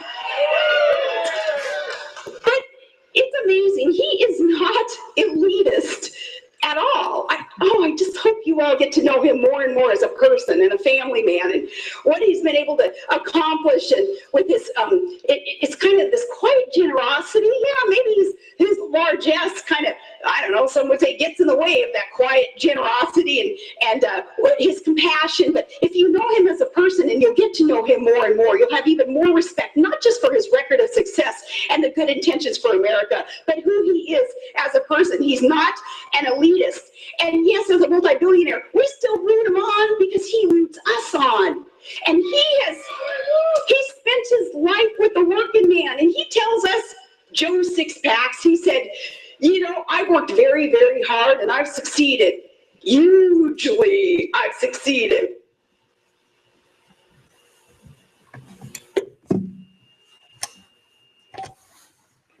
To try to compare him to someone who was once poor and became rich is an insult.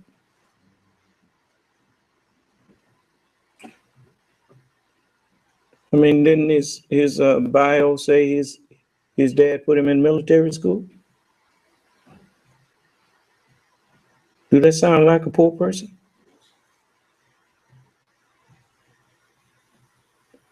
That's one of the reasons why you don't mind talking down on poor people, because he never been there.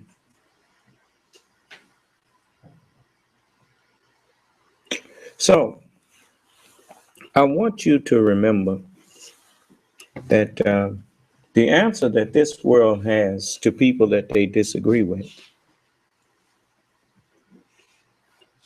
is kill them. That's their answer.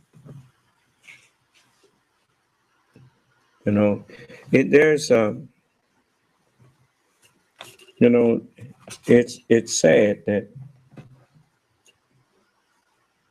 you know, the mind, the brain is like a vacuum cleaner.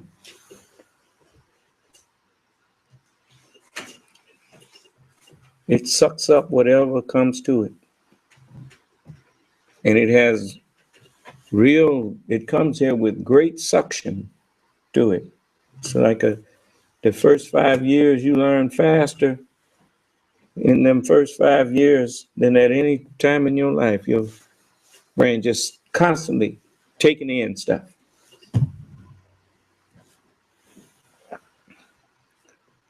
Knowing that, you have to be careful what you let yourself take in.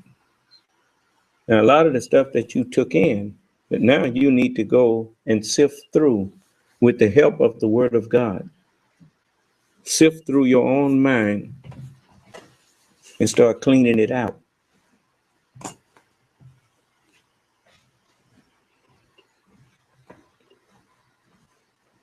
Because most of what you sucked up in this world is garbage.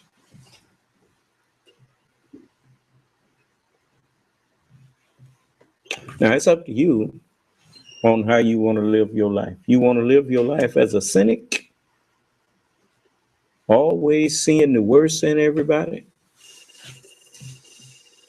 and allowing people to manipulate you into manifesting only the worst that's in you.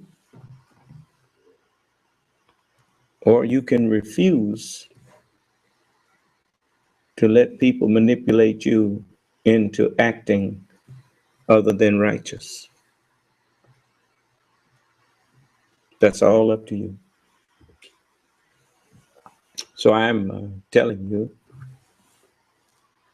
it's time for you to take charge of yourself. I'm giving you the knowledge with which to do that. As you see, I'm in charge of me. How you act toward me does not determine how I act toward you, only to a degree. But thinking that you're going to manipulate me into doing something that is unjust or unrighteous, I'm not going to let you do that to me. Even when I'm fussing at you, I'm careful about what I say and how I say it.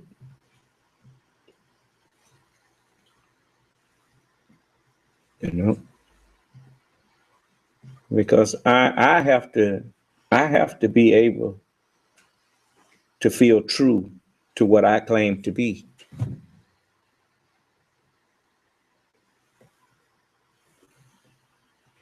You see? So I'm telling all of you, concentrate on yourself, work on yourself.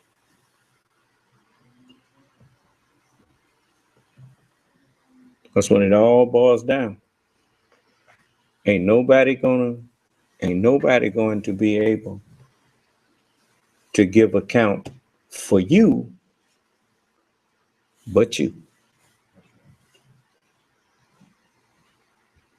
Am I clear? Yes, sir. All right. Any questions?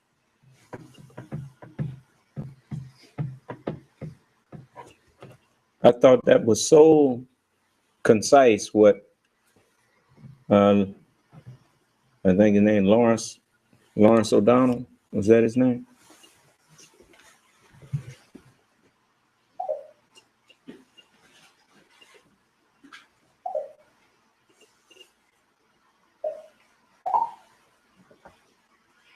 Yeah.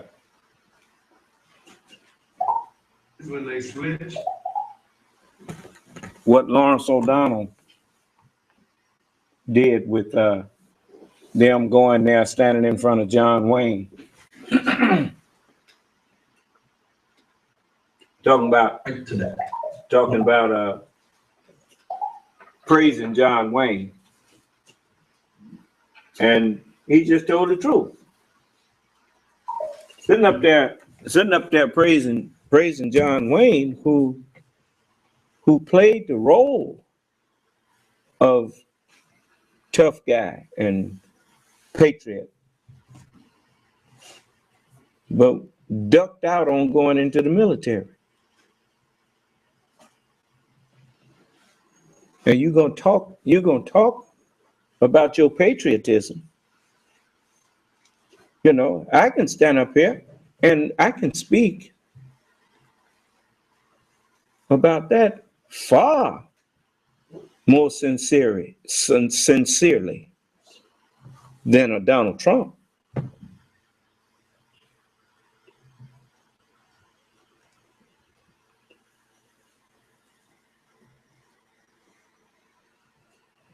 And even right now,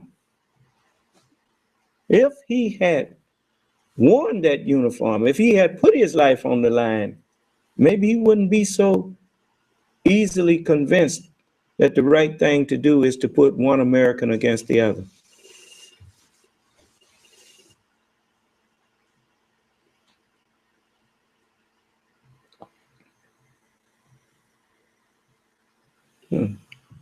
No, he wouldn't do that. It's kind of hard to have respect for people that you don't understand or know anything about. How many of y'all saw the Tuskegee Airmen or Red Tails? You remember when they went into the bar, or when the young pilots went into the bar and they told him, "Nigga, get out of here." You remember that? And he got in a fight and got thrown in jail. Then they was on you remember the scene where their escorts didn't show up and the Red Tail showed up to escort them? And at least their escort got changed. And when they saw them Red Tails show up, they immediately assumed that they didn't have no help. They go, these niggas ain't gonna be able to do nothing, right? Because of what they had been taught, right? Why do you think that white man was speaking up for Dr. Cosby?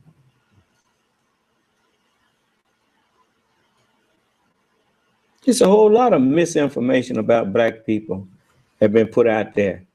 And then he saw this black man, he'd been keeping up with what Bill Cosby been trying to do. And then he called it what it is. It's a media lynch, and they just don't want black people to be nothing. Huh? You see, remember something. Everybody on the earth came out of us. If you want to know what's in people, all you have to do is know what's in you.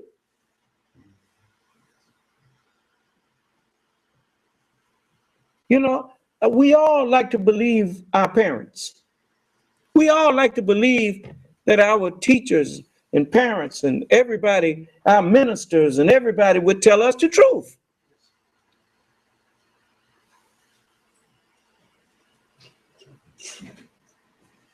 I found out a lot of things that I had been told about white people that wasn't true when I went in the military.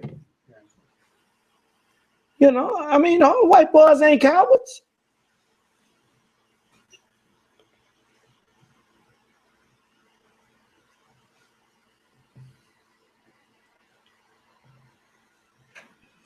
You know, I remember when Ali was fighting Jerry Quarry.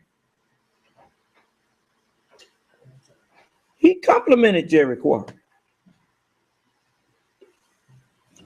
because he was a tough fighter.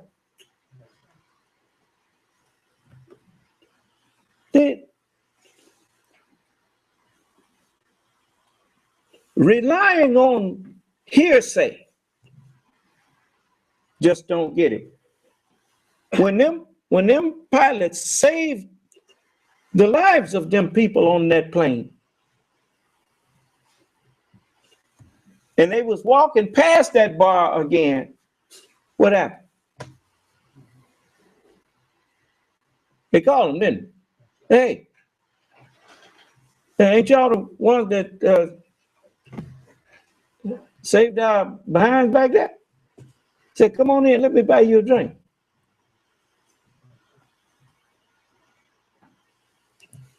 Maybe if Donald Trump had been over in and had been around black people his age, he's not but 4 years older than me.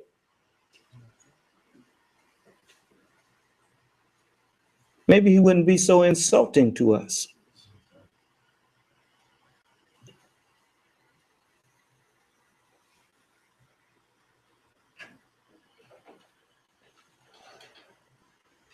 The Honorable Elijah Muhammad didn't teach me to go kill white people.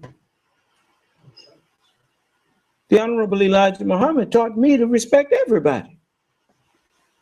He said, we're not trying to overthrow this government. He said, just your ignorance.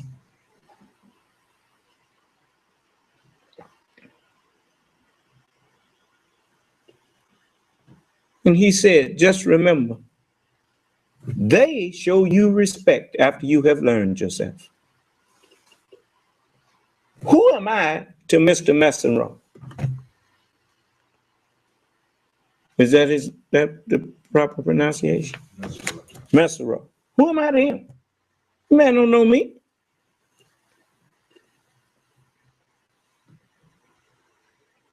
But if you want to get respect, you got to give respect.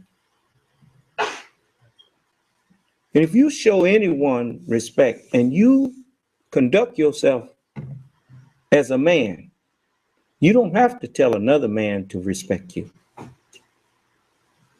He manifests his manhood by recognizing when he's looking in the mirror.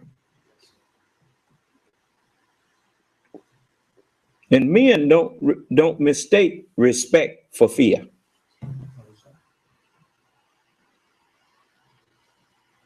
Fools do that.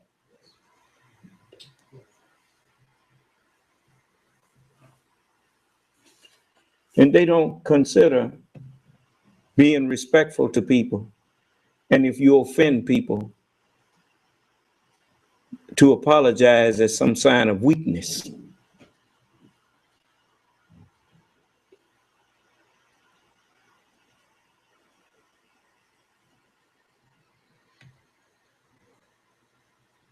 That's the difference in a ruler and a tyrant. A tyrant is not a ruler. He's just wearing the title ruler. Because if the first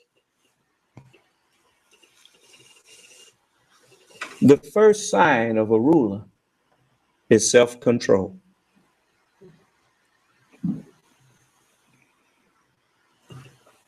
And the first sign of a tyrant is the lack of self-control.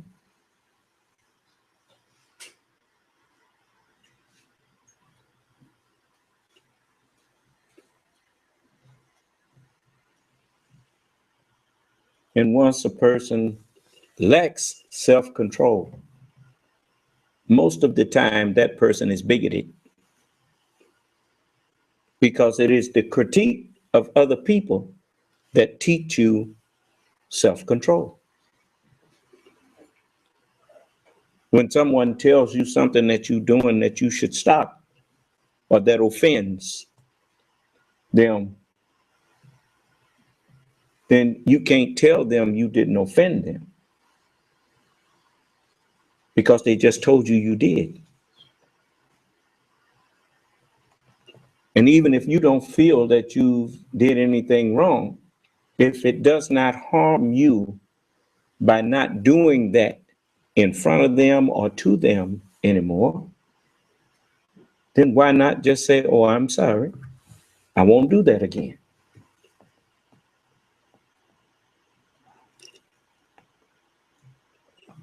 But if you think it's beneath you, or if you think it shows some type of weakness, what actually manifests weakness is when you try to bluff your way through life. Try to convince, first you lie to yourself and convince yourself that you are never wrong. And then you try to convince others that if they say you are wrong, that they're the ones that's always wrong.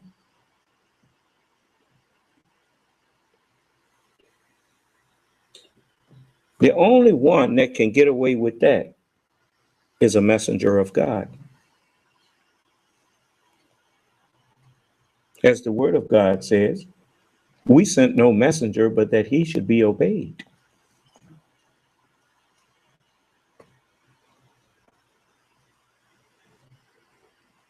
It's not your place to tell God's messenger that he's wrong.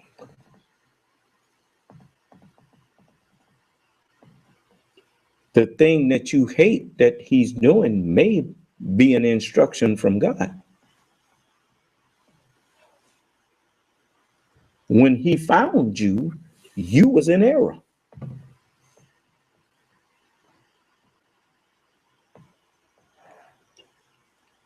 Don't ever try to use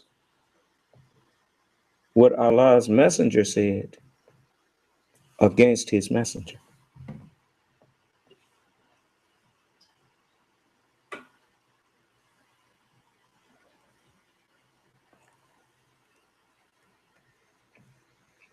Everybody else, everything you say can and will be used against you.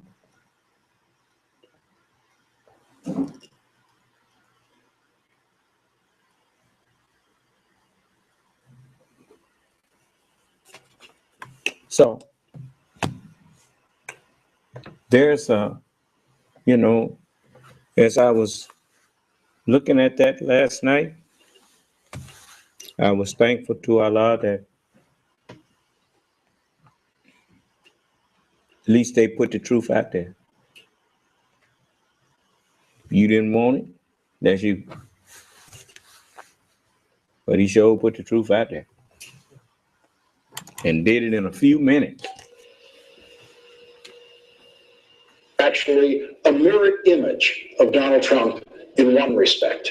Each of these fake tough guys completely ducked military service during wartime. Donald Trump during Vietnam and Marion Morrison during World War II.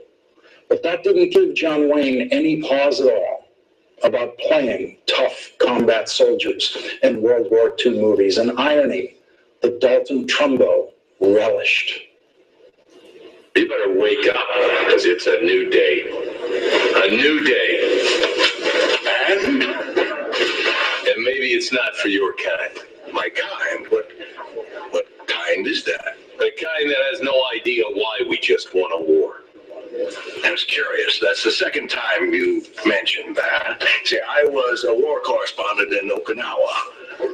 Hedda's son was stationed in the Philippines. Eddie was in Europe with the Office of War Information. Where did you serve again? You trying to say something? No, Duke, he wasn't. Stay out of it, Eddie. If you're going to talk about World War II as if you personally won it, let's be clear where you were stationed. On a film set, shooting blanks, wearing makeup. And if you're going to hit me, I would like to take off my glasses. Donald Trump was right today when he said this. John Wayne represented strength. He represented power. That's right. He represented strength, just represented it. He wasn't actually strong. Like Donald Trump, John Wayne didn't know what strength really is. So, yeah.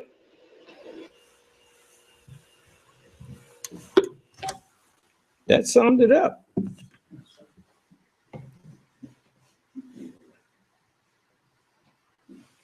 A man who finds out what you are afraid of,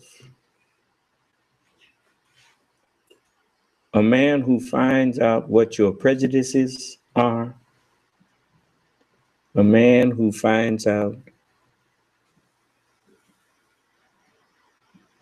what it takes to get you riled up, and he starts pushing your buttons, is a man that has no inner strength. That's what character is. Good character is inner strength. The weaker the character, the more the person stoops to trying to find your weaknesses and exploit them. You think the term true love covers a multitude of sins. Well, that is true. That's why it's written that God is love. He's the true love. Because he sent down clothing to cover your shames. All of the teachings that Allah sent down to us, it covers everything that we run into. The teachings covers it. And say, well, the manual didn't cover this. God's word covers everything. How to conduct yourself with people that you don't like. The Holy Quran says that that if as you practice Islam, as you practice righteousness, then he between whom and you is enmity, meaning when people that's your enemy will be as though they were a warm friend. Why? Because you will not do anything to them but what you would like them to do to you. Why do you think? I remember that when people come in here to talk with me or disagree with me. You see, what if I allow you to come in here and raise your voice to me or do something that I know Allah said you would get you in trouble?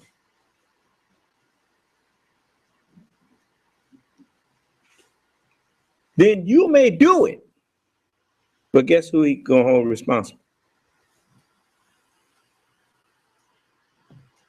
He told me that. He said, son of man, you get a warning from me. Allah is the one said, don't be raising your voice to me.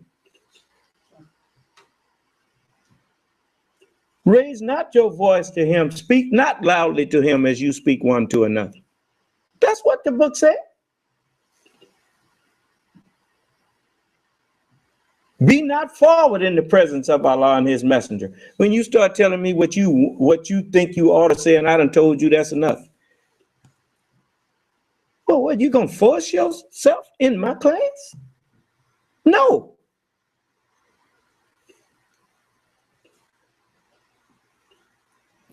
Just like when if Mikael, if he listening, I'm not gonna let him come in here and disrespect me no more. You want to call me Marvin? You're not coming in here.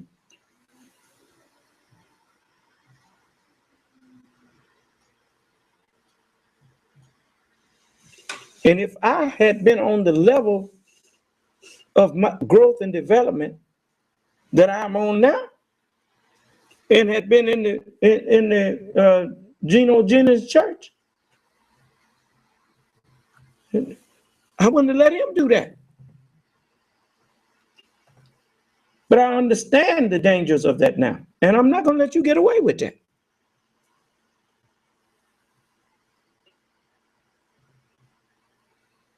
And from henceforth, anyone who come in here and want to talk to me that don't refer to me as Son of Man when they address me, if they want to get my attention, that's all that better come out their mouth. Otherwise, whoever it is, you just put them out. You don't have to, you got my permission up front to just put them out. Am I clear? Now, if you want to not call me Son of Man, well, then there's one way I will let you get away with that. Give me some proof that I'm not. Disbelief is not proof.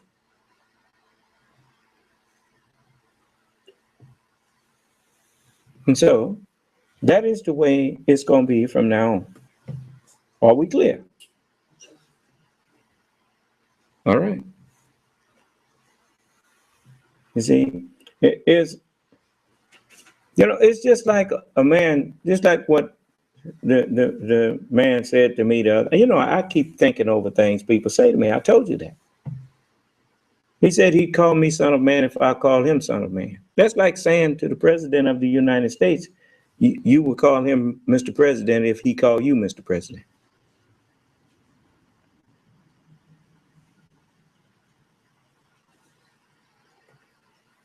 You know about how long you would be able to stay in the White House or in any meeting that he was having?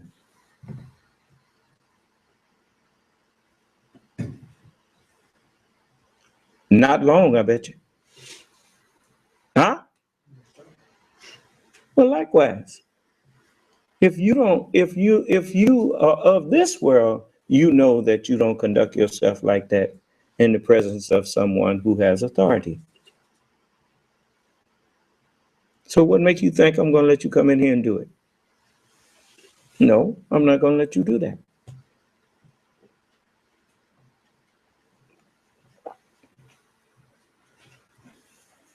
So it's people more notable than you done came in here and showed respect for me.